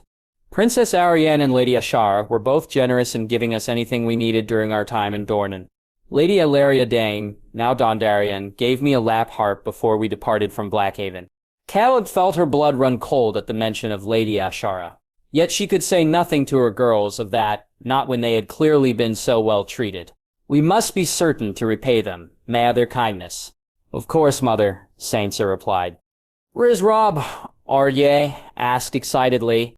He is in the Godswood with Grey Wind. Catelyn smiled, knowing that Non-Maria's presence would be a joy for Arya. She did worry for Sansa, who would be reminded that her wolf was deceased. Why don't we three talk for a while and then we can go to your brother?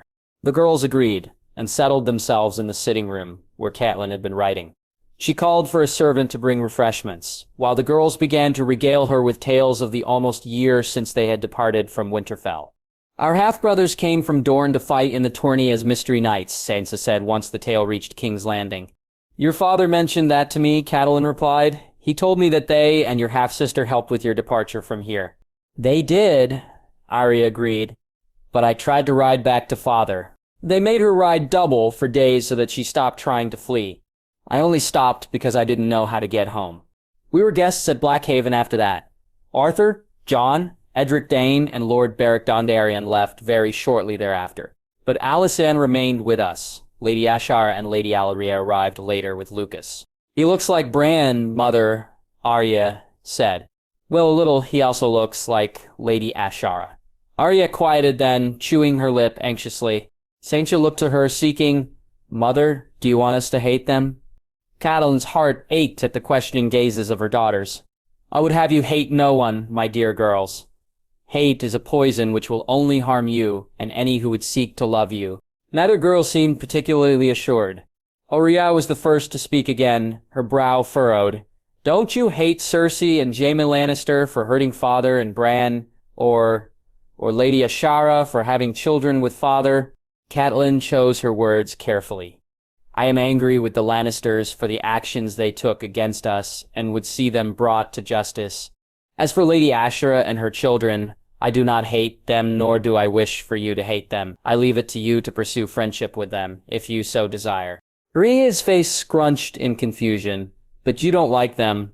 Catelyn breathed deep. My only thoughts regarding your half-siblings is simple. Their existence is a threat to you and your brother's claims to the north. That they were born hurts me, for it was a result of your father's unfaithfulness toward myself. Even so, I have forgiven your father and love him. As for Lady Ashara, no, I do not like her. I have no cause to have any fondness toward her.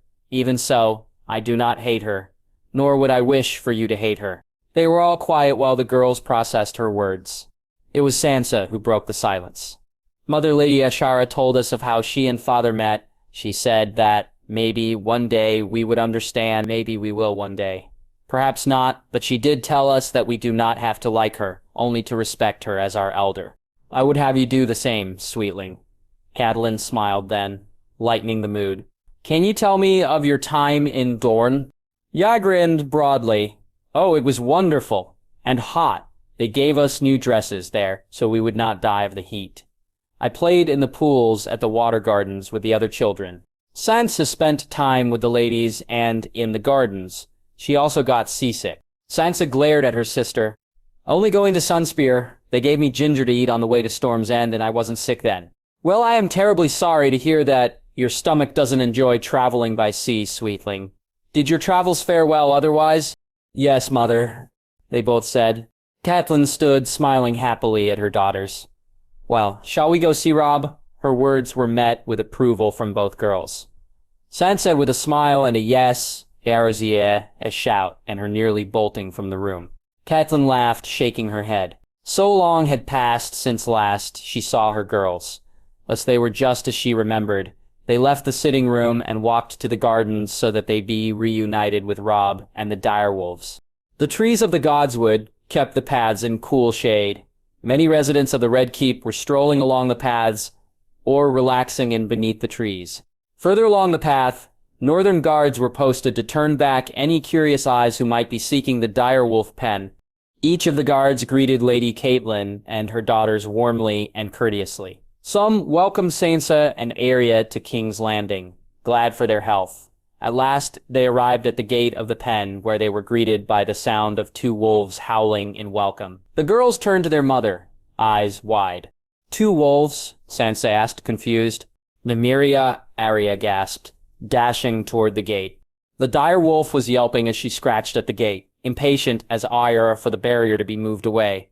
It was only a few moments later that the gate was opened and the large gray dire wolf was atop Arya, licking her face and yelping with excitement. Is that a wolf or a pup? One of the guards laughed. It seems to be both, Catelyn said, also laughing. Yet her merriment lessened as she looked upon Sansa, who was near tears. She drew her daughter close and whispered in her ear, I know, sweet Lang. She trembled a little, holding back the tears which shone for the wolf she had lost. Then, looking up, she smiled at her brother. Robb, Sansa called. He laughed, looking at Arya, who was on the ground with her wolf, then to Catelyn and Sansa. Sansa!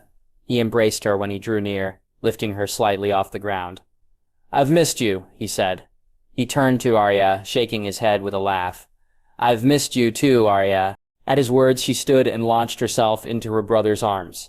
Missed you, Robb, she said, her face pressed against his chest. How were Bran and Rickon when you left? They were well, though they missed mother and father and both of you.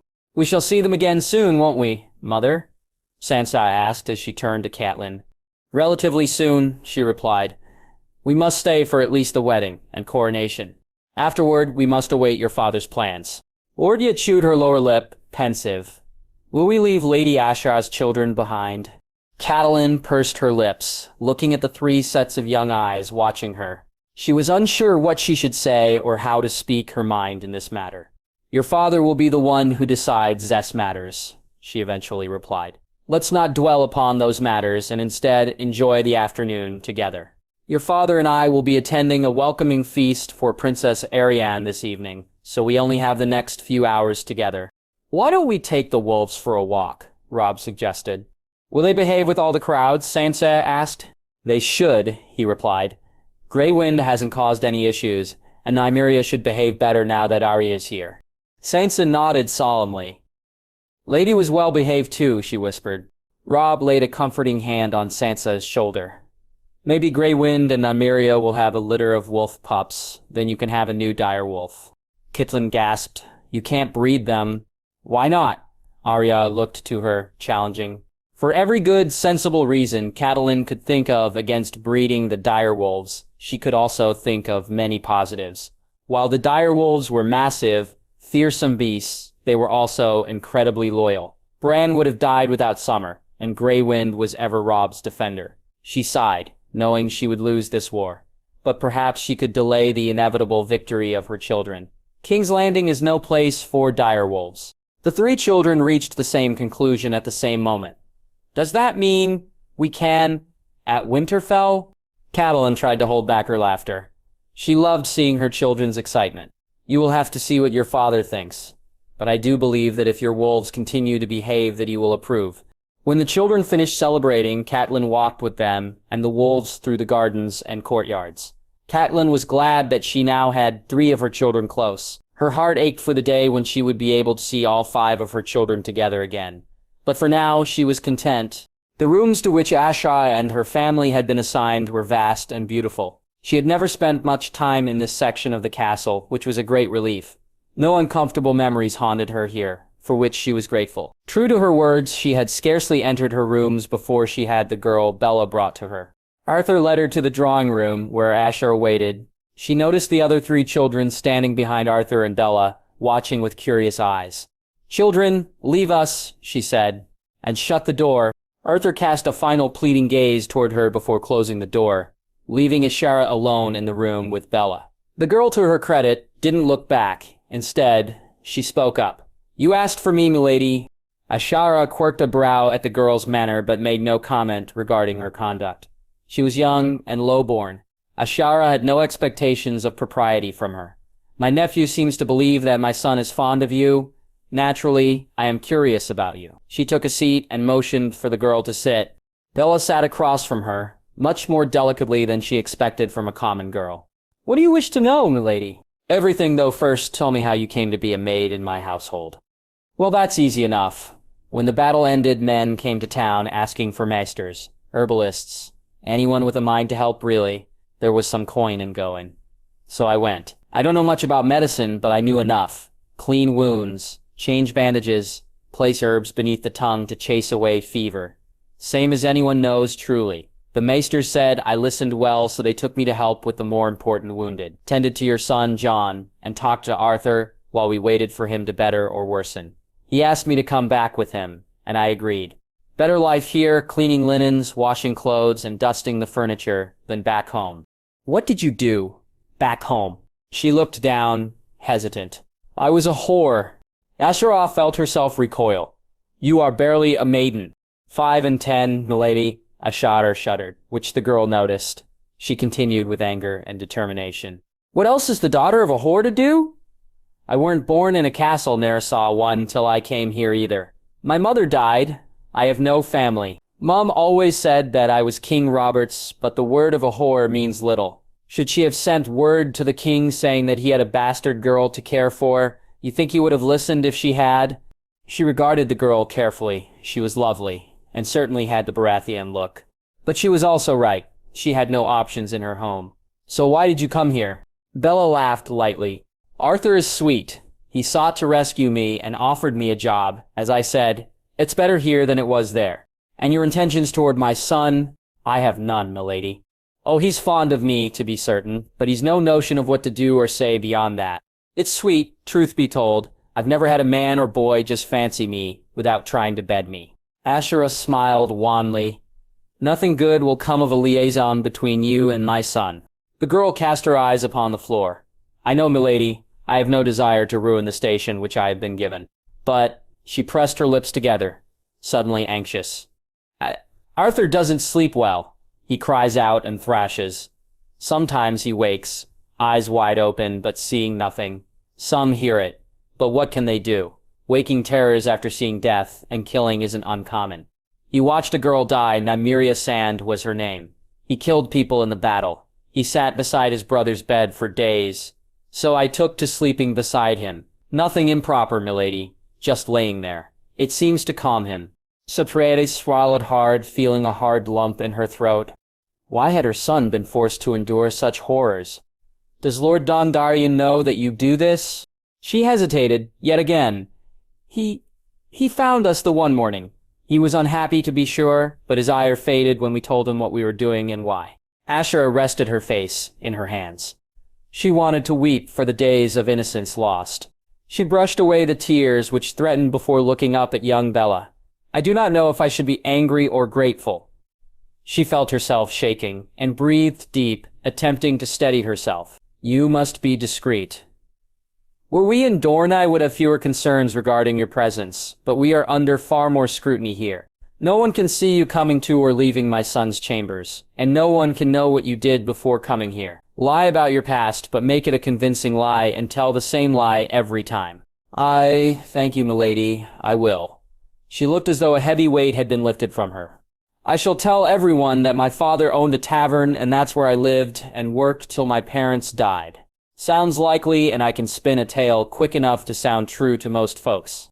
Good! See that you do, and you will keep your place in the household. I will. Thank you, milady. Ashara stood with a sigh, already wishing the day were over. I must attend Princess Arianne. I will return later. Bella stood and dipped her knees as Ashara left the room.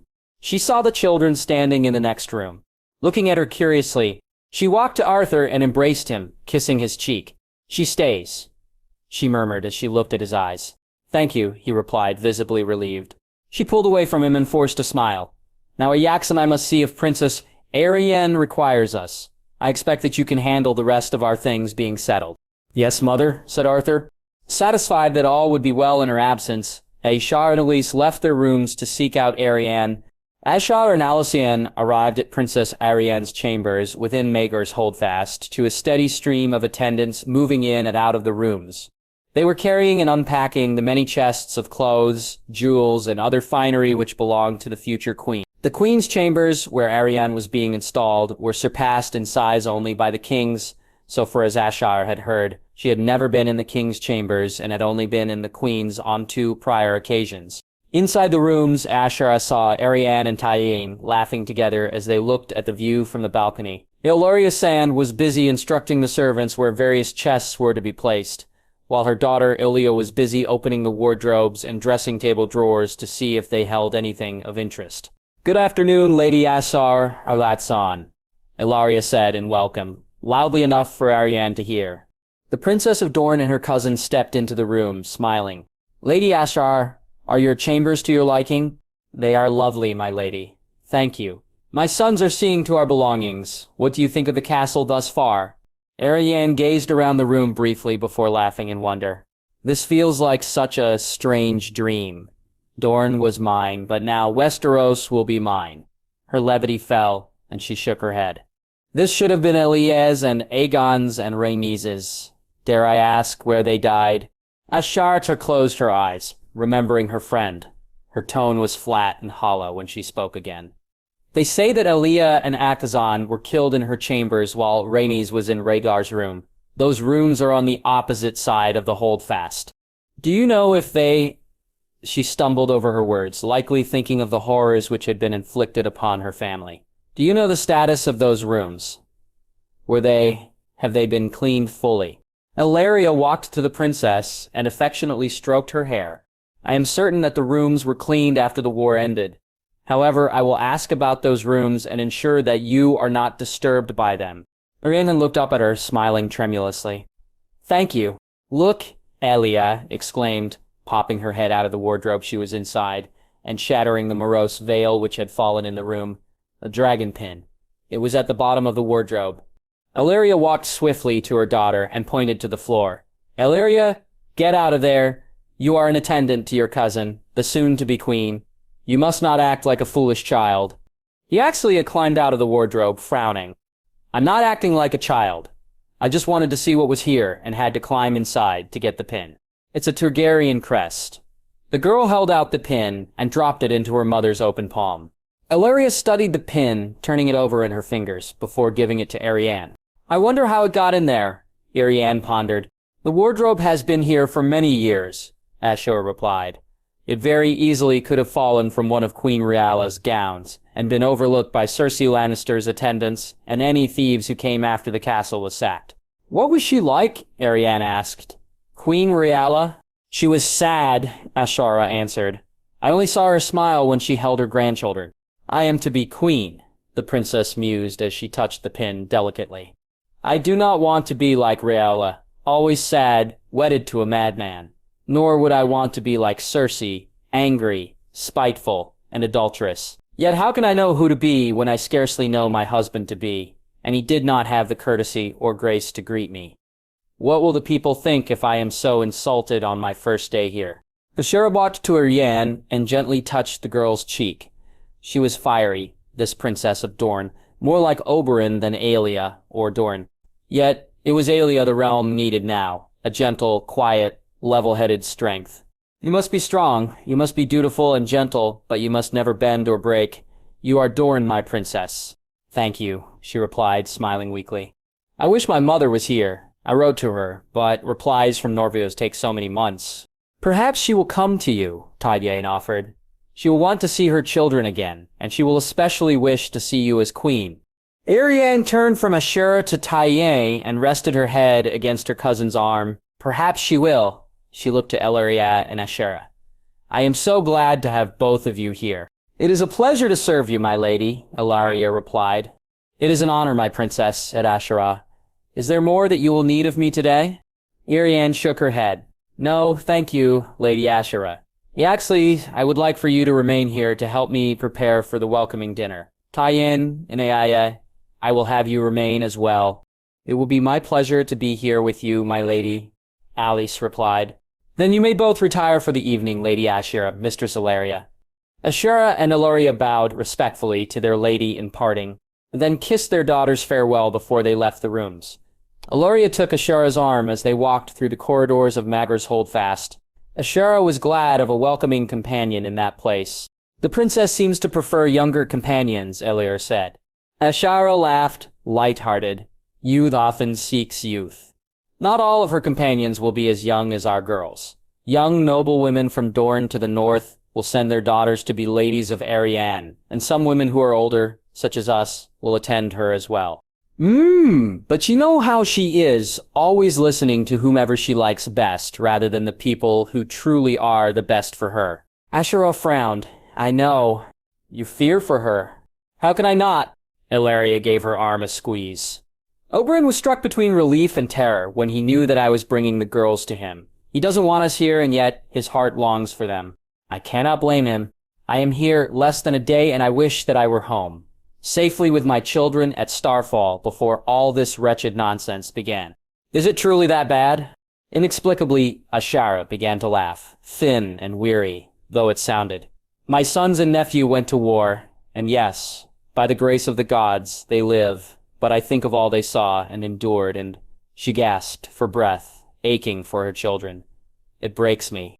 Princess Axelia and her children haunt you here as well, do they not? Ashara nodded in agreement.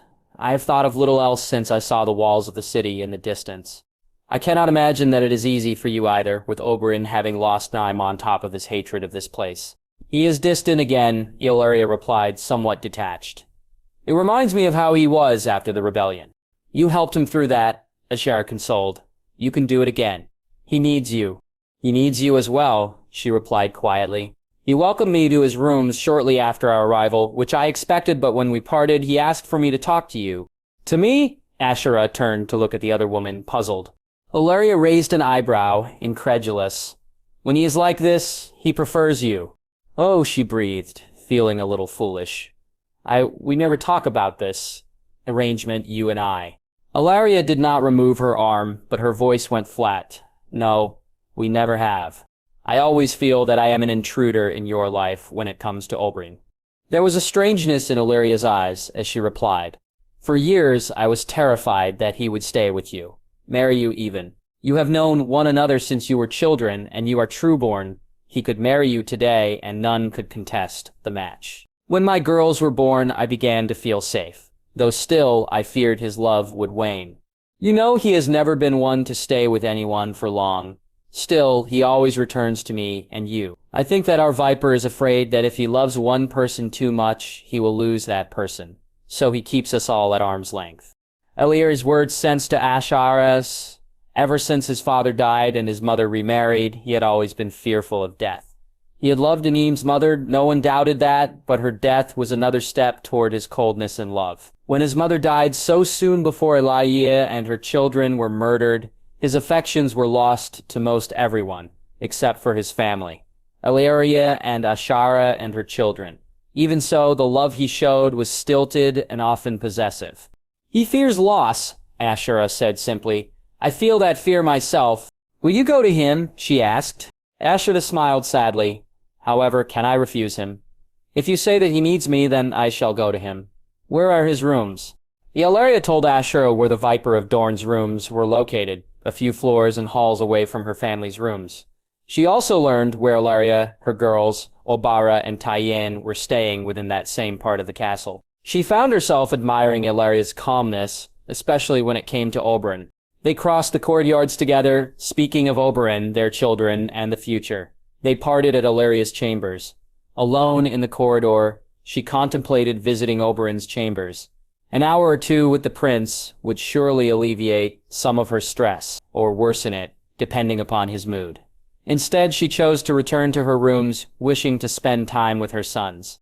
Ashara was able to spend a few hours with Arthur, Lucas, and Edric before they left for the training yards. She had not seen Jon. She assumed that he was still on duty with the king. She wanted to see him, to hear from his lips that he was well and whole. Alone, she bathed with the clean cloths and basin of water which were in her room. When she was done, she dressed and began to brush out her hair. She was nearly finished when there was a knock at her door, and one of her stewards announcing the presence of Prince Oberyn Martell. "The prince may enter," she replied, looking toward her door. Oberyn entered a moment later and closed the door behind him. "How do you fare, my prince?" He took the brush from her hands and gently moved it through her hair. "I am better than I was of late. Seeing more of my daughters has been a blessing." "That news is good to hear. You'll be greatly missed." His voice was solemn and distant as he replied, "She was beautiful and brave. The gods are jealous of one such as her, always stealing them away. She was so young." "They always are, but all youth dies in time." She felt tears prick at her eyes, remembering her sons. "How is Obara faring?" "She is angry," he said simply. "I would return her to Dorne, but she has a mind to be Ariane's personal guard." Ashara smirked. "Ariane would do well with her cousins, protecting her. Though Obara is the least predictable of your girls. Do you know what Sarala is doing in Old Town? She has been gone for months." Oberyn laughed, causing Ashara to turn so that she faced him. "You wouldn't believe me if I told you." "Oh, she is training at the Citadel." What?" She laughed in disbelief. "That's madness." He shrugged casually. "She has yet to be caught. You must not tell anyone." "I shall not, my lord," she replied, rolling her eyes. He laid a brush upon her dressing table and rested his hip against it. He gently twisted a strand of her hair between his fingers. "Did Elaria tell you that I wished to see you?"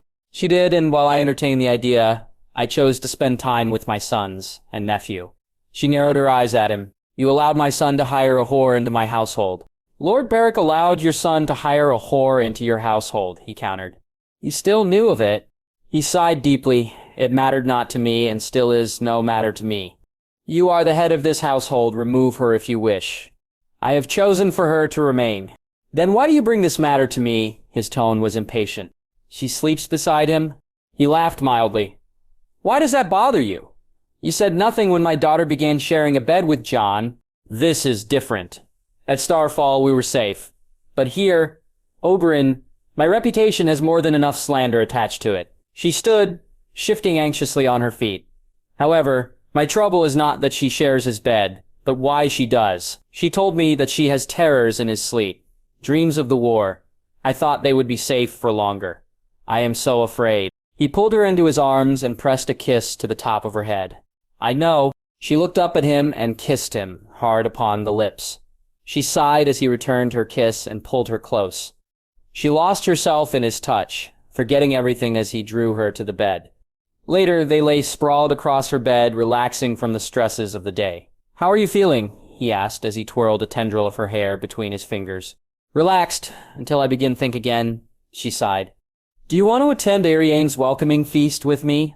I don't truly wish to leave this bed. However, as your principal lady-in-waiting, and as your friend, I suppose I will." He pressed a soft kiss to her lips. "Thank you. We should both dress. The dinner begins soon." She groaned. annoyed. How soon? I have no notion of what I shall wear. You could wear the gown you were wearing when I entered the room. That, but it's so plain. Why does that matter? You will be the most beautiful woman present. Your clothes won't be noticed. She smiled at him, amused. Thank you, but your sweet words will not make my wardrobe appropriate for greeting the king. Trust me? She sighed. Most of the time. Then trust me when I say that you will look beautiful in that gown this evening, though most eyes will be upon our king and his future queen. She gazed at him skeptically before standing and beginning to dress. The gown was simple, yet lovely. Samite, the color of cream with gold lacing along the collar, sleeves, and hem of the skirt. He helped her with the laces of the gown before dressing himself as she brushed out her hair. Again, she chose not to attempt an elaborate style for her hair, but instead braided half of her hair while allowing the rest to remain loose. She chose amethyst jewelry to accent her eyes. When they were finished, they left her rooms. She found that her children had returned, except for Jon, as they were gathered in the common room, talking as they shared a light meal of bread, cheese, fish, and olives. She kissed each of them before leaving the rooms with Oberyn. They made their way toward Megor's holdfast, and the queen's dining room, where the dinner was being held. Ashara felt an uneasy sensation of familiarity as she walked with Oberyn. They had walked these paths together before. Long ago, she had been so busy earlier in the day that she had been able to ignore the memories. Now she felt the echoes of her past everywhere she looked. She recalled the places where Princess Ayag had whispered to her of her pregnancies. So excited and yet so anxious. She remembered Rhaetiez, like a phantom, running after the cats who roamed the halls. She remembered Queen Rhaetiez, Prince Rhaetiez, and Prince Viserys, once so full of life. Viserys would carry Rhaetiez through the halls, telling her of the heroes of their family. Rhaetiez would watch her sons and grandchildren with anxious smiles. They walked outside, along the well-manicured garden paths, toward the holdfast. She saw the place where she had wept with Akyei just before she was returned to Dorne. A ghost of memory, the embrace of her friend, as Ashara recalled the fear and worry over her pregnancy. She recalled the last glimpses she ever had of Arthur and Arya as she entered the carriage which would return her to Starfall. Ashara brought her sleeve to her face and dried her tears on the cloth. She hated this place. She hated all that had been lost to her because of Prince Rhaegar and King Aerys. Oberyn looked to her, keenly studying her tears. I hate this place, she said, trembling. His laughter was dark. That is why I wanted you to accompany me. We share our ghosts here. He held out his hand to her, and she accepted, walking hand in hand with him to the dinner. The Queen's Hall had little changed since Ashara Dayne last set foot inside the room. The light of the high-hung candelabras shone off of the silver mirrors on the ceiling, illuminating the room in a warm glow. She and Prince Oberyn were not the first to arrive. A small number of guests were milling around the room, talking with one another. No one announced their entrance, but the servant at the door told them that the king had yet to arrive. The Princess Arianne noticed their arrival first. She excused herself from the man with whom she was laughing and walked to them, her red gown fluttering as she moved. Uncle Lady Ashara, Arianne said, her tone warning. I am uncertain that your presence here is proper this evening, my lady. She is the eldest daughter of one of our most noble houses, Oberyn replied quickly, and her son has saved the king's life. Arianne narrowed her eyes at Oberyn. Did you tell her that the hand of the king and his wife are in attendance? Ashara scarcely caught the smirk on Oberyn's lips when she felt herself grow cold. She took a step back, but was met by an arm holding her at the smaller back. You knew! Of course I knew, he replied. Why didn't you tell me? Ashara hissed. You didn't ask? Nor did you consider that the hand would obviously attend the welcome dinner for the future queen. He dismissed Arianne's protests by greeting her with a kiss before continuing. No one will speak a word about her presence. The king may praise her for Jon saving his life. And Lord and Lady Stark and Lady Ashara will be subject to many inquiring looks, Arianne rebutted, visibly displeased. I am accustomed to withering glances, my lady, Ashara said with forced calm. I assure you, none shall find cause to gossip tonight. Oberyn grunted a laugh, but said nothing further. Arianne glared for a moment longer before she shook her head, her many curls swaying at the movement, and turned to the room. Ashara's eyes followed the princess for a few moments before wandering to the third. She knew many of the attendees, mainly nobles from Dorne. Arianne was now speaking with her brother and a dark-haired man. Ashara didn't know. Her eyes fell upon a different dark-haired man, dressed in dark blue, who stood beside a red-haired woman in a dark green gown.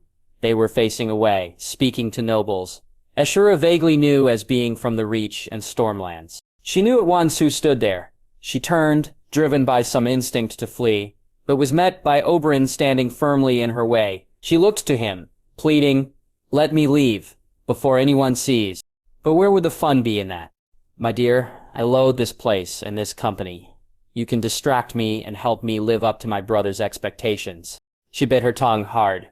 She was trapped between duty and her past. "Then get this over with and introduce us," she hissed. He smiled then, and she hated him for it. Did he see her as nothing more than entertainment? No, she knew that was unfair. He was grieving and needed the distraction, though it was at her expense. She did need to speak to Ned again. She had just preferred to wait. Oberyn took her gently by the arm and walked toward the pair Ashara had noticed.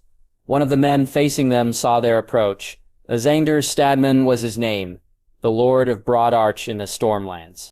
"Prince Oberyn Martell," he announced. "Who is this enchanting beauty beside you?"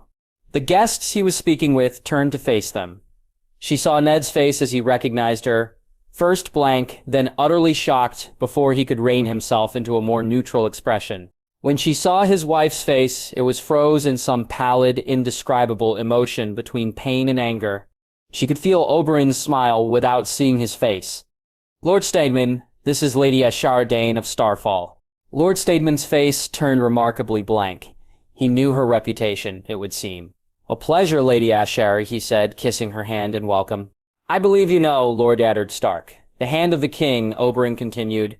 Ned was frozen, his gaze lingering on her for longer than was socially polite. Then he reached for her hand and kissed it. "Lady Ashara," he muttered in welcome. "Lord Stark," she said stiffly. When he released her hand, she curtsied to his wife. "Lady Stark." Lady Stark's greeting was polite, proper. Ashara managed to look at her eyes and saw only a cold mask of formality. "Lady Ashara." Silence hung between them, thick and uncomfortable. The group with whom Lord and Lady Stark had been speaking slowly moved themselves away, though some stayed within earshot. Lady Catelyn was the one to break the silence. "My daughters spoke very kindly of you and of Dorne. Thank you for caring so well for them in our absence." For a moment Ashara was struck speechless by Lady Stark's politeness. It was an honor to care for them. "Your daughters are both very lovely and were a pleasure to get to know. Though my sister Elia, Lady Ciaran Dondarrion, and Prince Doran Martell were their hosts, and your lord husband gave the girls to the care of to my daughter Alysanne." Lady Stark's smile thinned, still polite, though she was clearly unhappy. "Yes, they were telling me of their adventures in the south, and they spoke well of your children. I must thank you for their gowns. They are lovely. The generosity of Dorne is a pleasure to offer everyone." The girls languished in the heat of Dorne, and were aided only by the coolness of our waters and clothes. Ned finally managed to speak. "Even so, you have our thanks. You know that I would care well for any of your children, my lord." She spoke evenly, trying to keep her tone neutral. Oberyn snickered briefly at her words, but she paid him no mind, focusing rather on Ned. His hair showed streaks of gray, and lines weathered his face. He was older, but so was she. "Have you had a pleasant time with my eldest sons? I have not yet seen Jon since my return." "Yes," he replied, a slight smile warming his expression. "You have raised them well." "Thank you, though I do wish they could have known you better over the years." She heard a sharp breath from more than one person, but met Ned's eyes. He stiffened, as did his wife beside him. His voice was cold when he replied, "My duties kept me in the north until I was asked to be Hand of the King." She couldn't help but laugh bitterly. "Yes, Ned, duties to your people, your wife and her children. Yet my children have no need of a father, it seems." She saw his color rise and found that she little cared for any excuse he might offer. "This isn't the place for such a conversation," he growled. "Indeed," she replied. "I assume we will have many days hence where we may discuss such matters." She turned to Oberyn, smiling with spiteful fervor. "Oberyn, I do believe that you have yet to introduce me to so many in this room." He was smiling wickedly at her, proud. "Indeed, if you will excuse us, Lord and Lady Stark, it is improper for us to occupy all of your time." Ned glared at Oberyn. "You may take your leave. I thank you for your time, Lord and Lady Stark," Yasha replied. "Enjoy the feast," Catelyn said, her tone neutral. He guided her from them, his hands warm against her waist. "You're trembling," he murmured in her ear. "What did you expect?" she hissed. "I was uncertain, but what I saw was delightful. So glad that I could amuse you," she mocked. "Never again use me for your sport. I merely introduced you. The rest is your unresolved anger toward him." She turned to him. They were far enough away from others that they would not be overheard. "No more tonight?" she asked softly. "I do not wish to think upon it." He kissed her brow. "I shall antagonize you no more this day." Catelyn Stark watched Ashara Dayne walk into the crowd, Prince Oberyn Martell at her side. Much of the fear and anxiety which had built within her at the idea of meeting this woman receded. Ashara Dayne was fair to look upon, to be sure, but she seemed rather changeable, flighty. As Catelyn's shock faded, she began to see the woman with indifference. She looked to Ned and felt herself grow cold as she followed his eyes. He was still watching her, that woman with violet eyes, black hair, and a melodic voice. She had no word of comfort for him, nor any word of reproach. In this matter, she left him to his own counsel. However, given that they were leaders at a feast to welcome the future queen, they needed to move from spectacle to sociability with haste. "My lord," she said, "shall we speak to more of the guests?" He looked to her, distance in his eyes. "It is our duty," he said dully. He took her by the arm, and they proceeded to speak with more of the guests. She could feel a change in the room. Eyes would shift from him to Lady Ashara.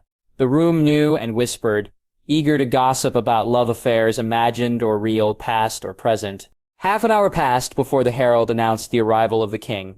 Catelyn and Ned made their way to the front of the room, near the three mortals, Ser Garland Tyrell and Lady Ashara, who was still beside Prince Oberyn. All dipped their knees in welcome to the king. When all arose again, he walked directly to Princess Arianne and bent to kiss her. First on her hand in the Andal fashion, and then both of her cheeks in the Dornish fashion.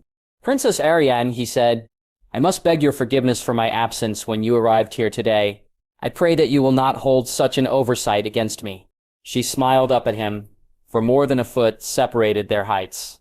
"Most assuredly, your grace. The business of the realms is of paramount importance." "You are as bright and lovely as I recall, my lady," he replied. "Truly, you seem terribly disinterested, as I recall." "We were young," he laughed. "I hope that I can amend your opinions of me." "I have no doubts that you will." She was smiling broadly, though without any sincerity. She turned aside to her brother. "Please allow me to introduce my brother, Prince Quentyn." Prince Quentyn Martell and King Renly Baratheon clasped hands and greeted one another. Arianne turned next to Lady Ashara. "May I also introduce you to Lady Ashara Dayne, my principal lady-in-waiting and mother to Jon Sand, who serves in your personal guard." Catelyn could see the recognition pass through Rentray's eyes as they flickered from Ashara to Ned to herself before returning to Ashara. He kissed her hand in greeting. "Your son is a credit to you, Lady Ashara." "Thank you, your grace." "You have 4 children, correct?" Catelyn could feel herself stiffen at the king's question.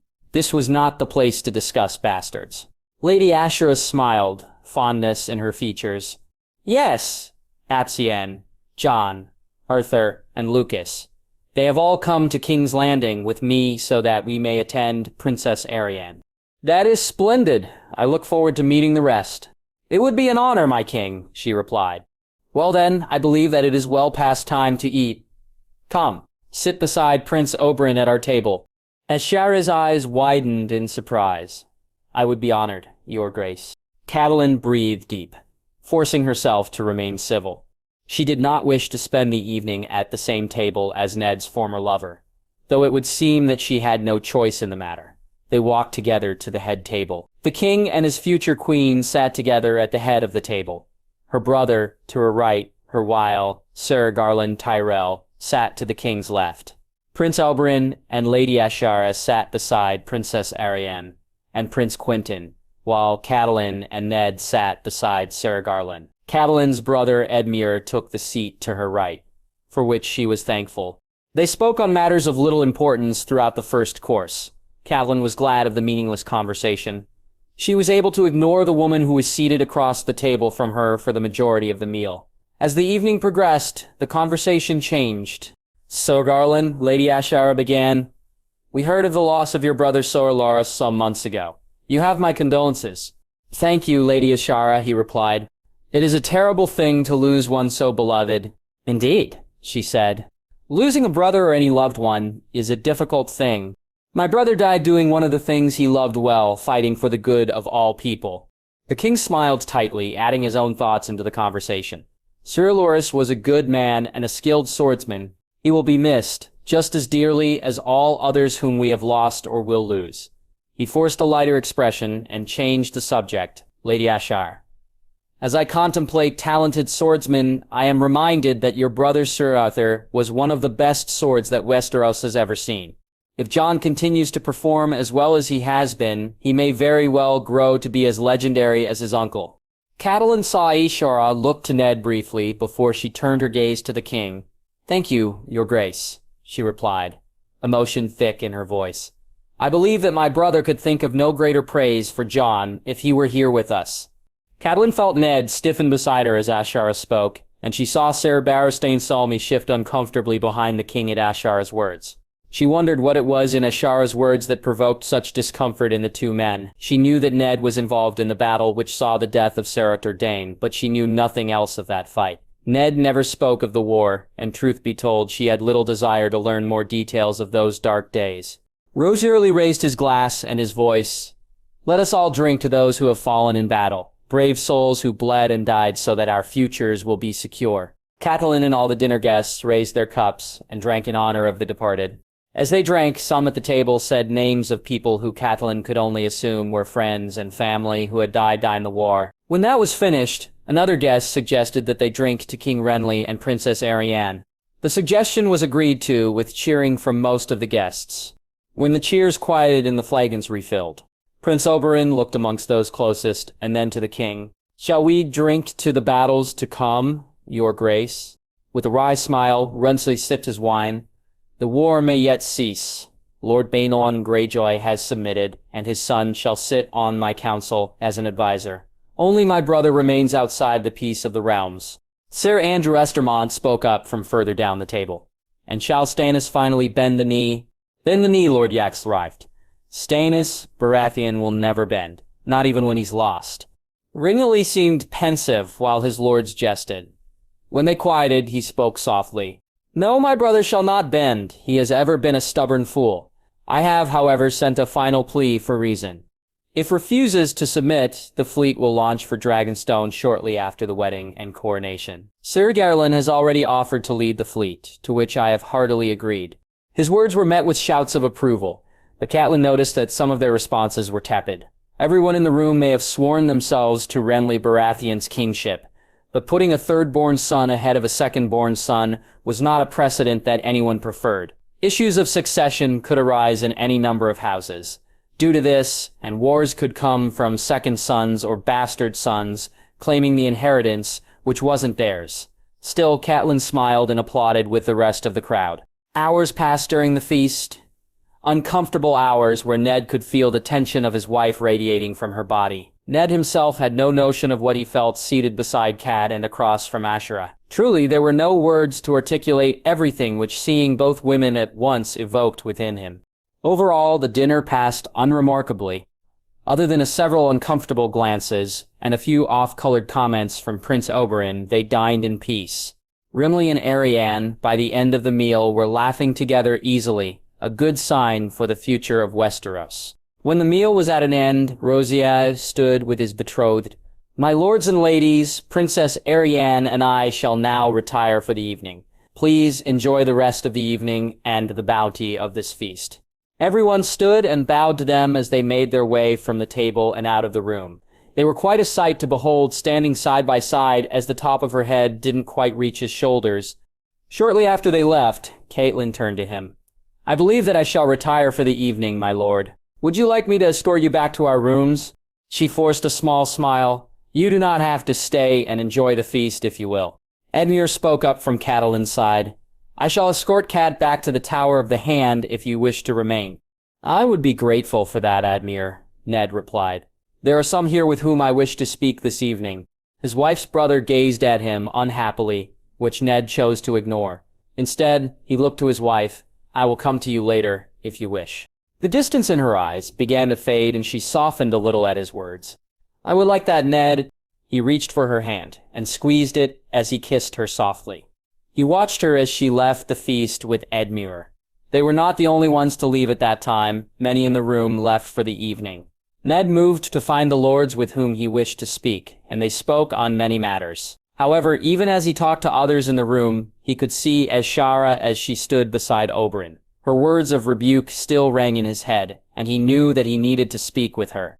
Eventually, he walked to where Hashar and Oberyn stood, talking with Garland Tyrell and Quentin Martell. He greeted them all, and after a few moments, he looked to Ashara. Lady Ashara, may we speak? She looked hesitant at first, but seeing the grin on Oberyn's face, she agreed. Of course, my lord. If my lords will excuse me. Of course, my lady, they said. She stepped away from them, glaring briefly at Oberyn as she moved to stand beside Ned.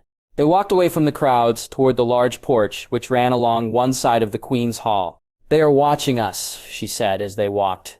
I assume that they will do so for as long as you and I live within the castle. As do I. Your wife retired for the evening. She did. She was tired. I agree with that sentiment. I am exhausted.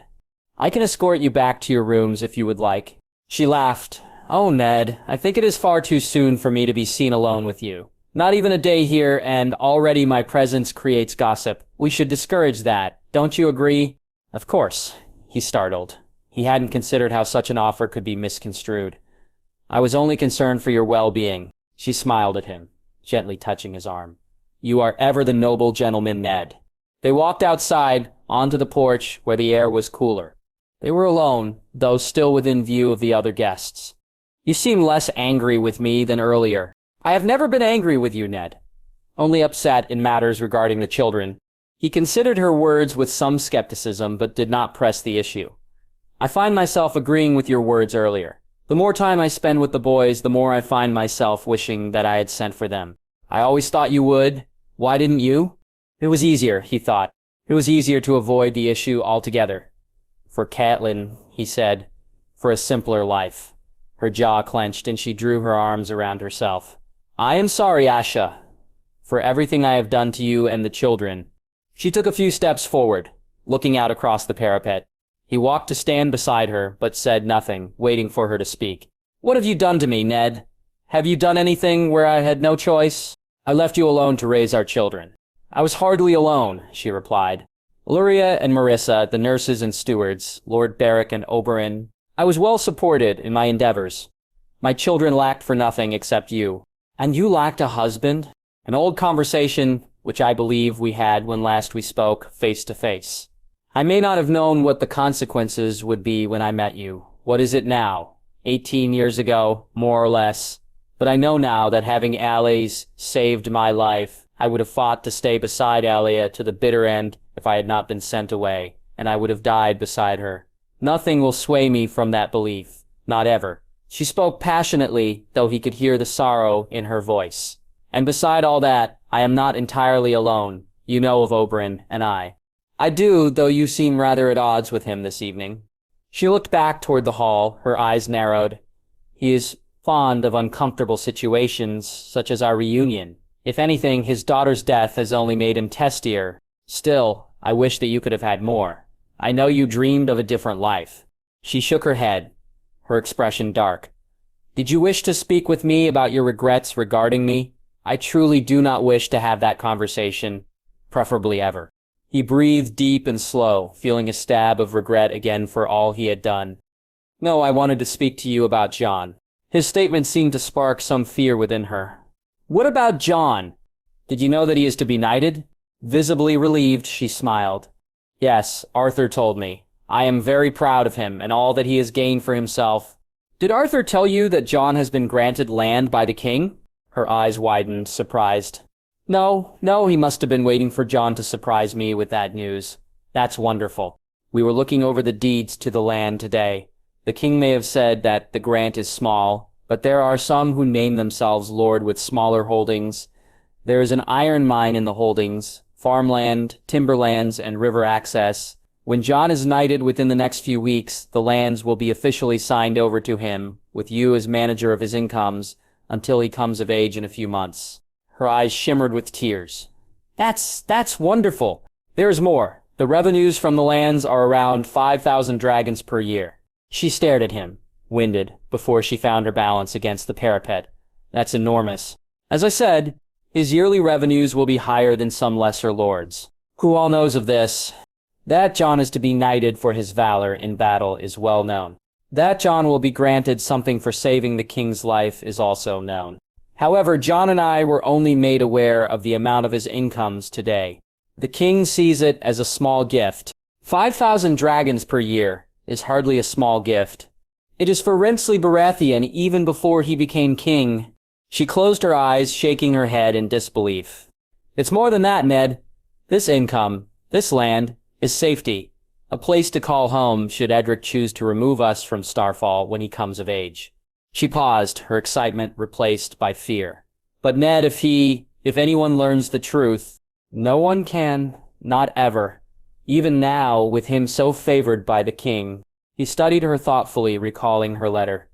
In your letter you mentioned having a conversation with Axe about Jon. Does she know?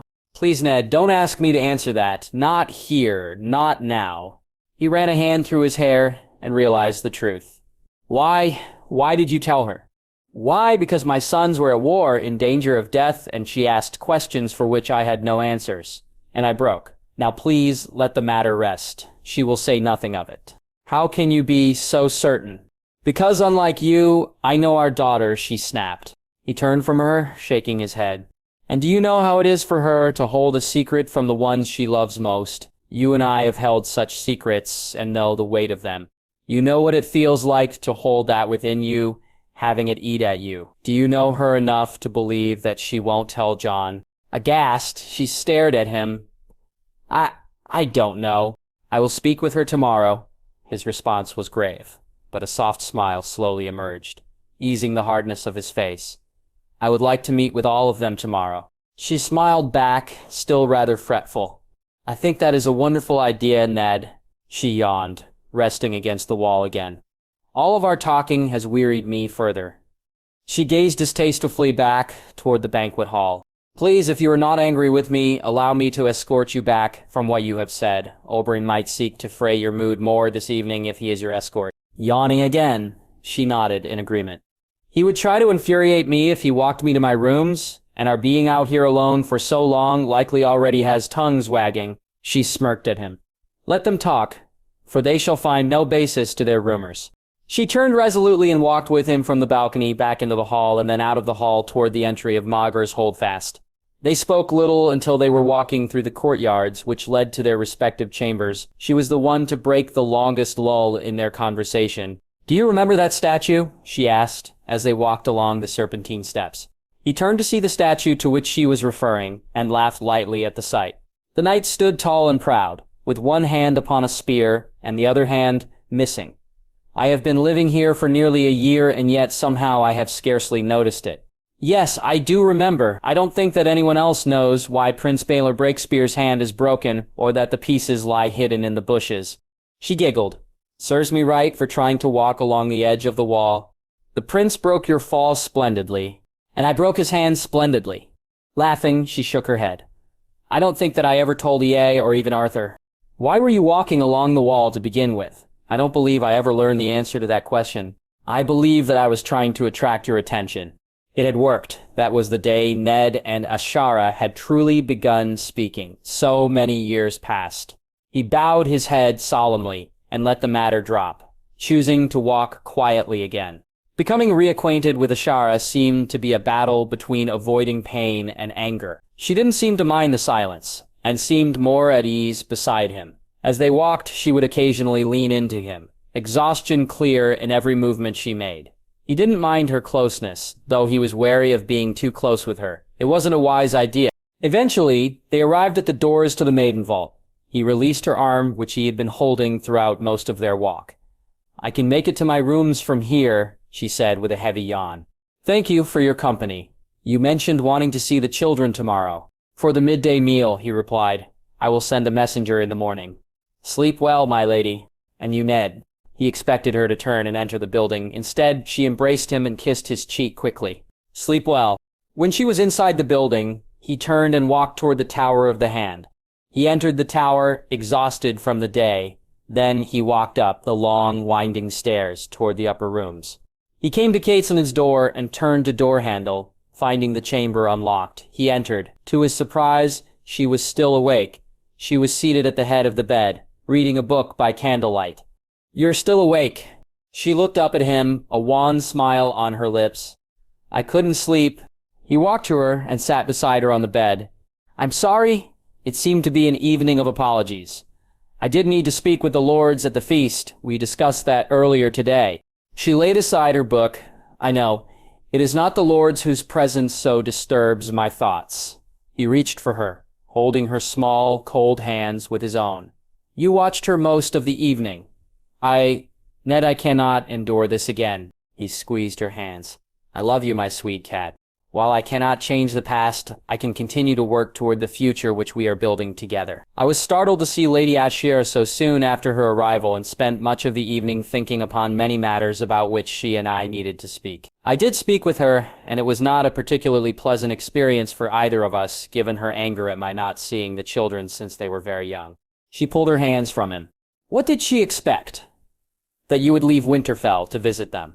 She expected that I would send for them. Her lips pressed tight together at his response.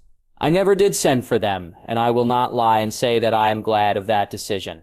I regret never having sent for them. I will be introducing the children to one another formally tomorrow, and I will allow Ashara's children to visit this tower whenever they desire. I will no longer allow the children to be kept from me. As you will, my lord. She looked away from him, withdrawn. Cat. What more should I say, Ned? I know that I have no voice in these matters. Stricken, he couldn't speak for some time. Have I ever given you cause to believe that you have no say in our lives? I admit that I have made many poor and thoughtless choices, but I have tried to do what is best for you and our children. However, I also have 4 children apart from you for whom I am responsible, and I must think of them. I know, she said quietly. He held out his arms to her. Please, my love, let me hold you. Slowly she moved and settled against his chest. He wrapped his arms around her, breathing her scent and holding her close. I am sorry for all the pain I have caused you. I know that you fear what her children might do, but if they grow close to one another, it will be for the better and not the worse.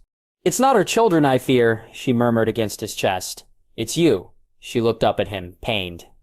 You have forsaken our marriage vows for her more than once. How can I not fear that you will again? He raised a hand and gently cupped her cheek. I have given you no reason to trust me regarding her.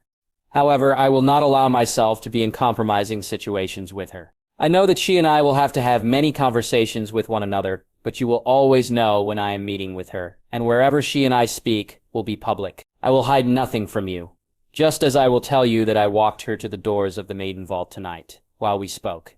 I will not dishonor you again. She was quiet for a long time before she yawned, utterly spent. We should sleep. He looked to her, uncertain if she wanted him to stay or go. Stay with me, she said gently. I don't think that I will sleep if you leave. He pressed a soft kiss to her lips. I will always be here when you need me.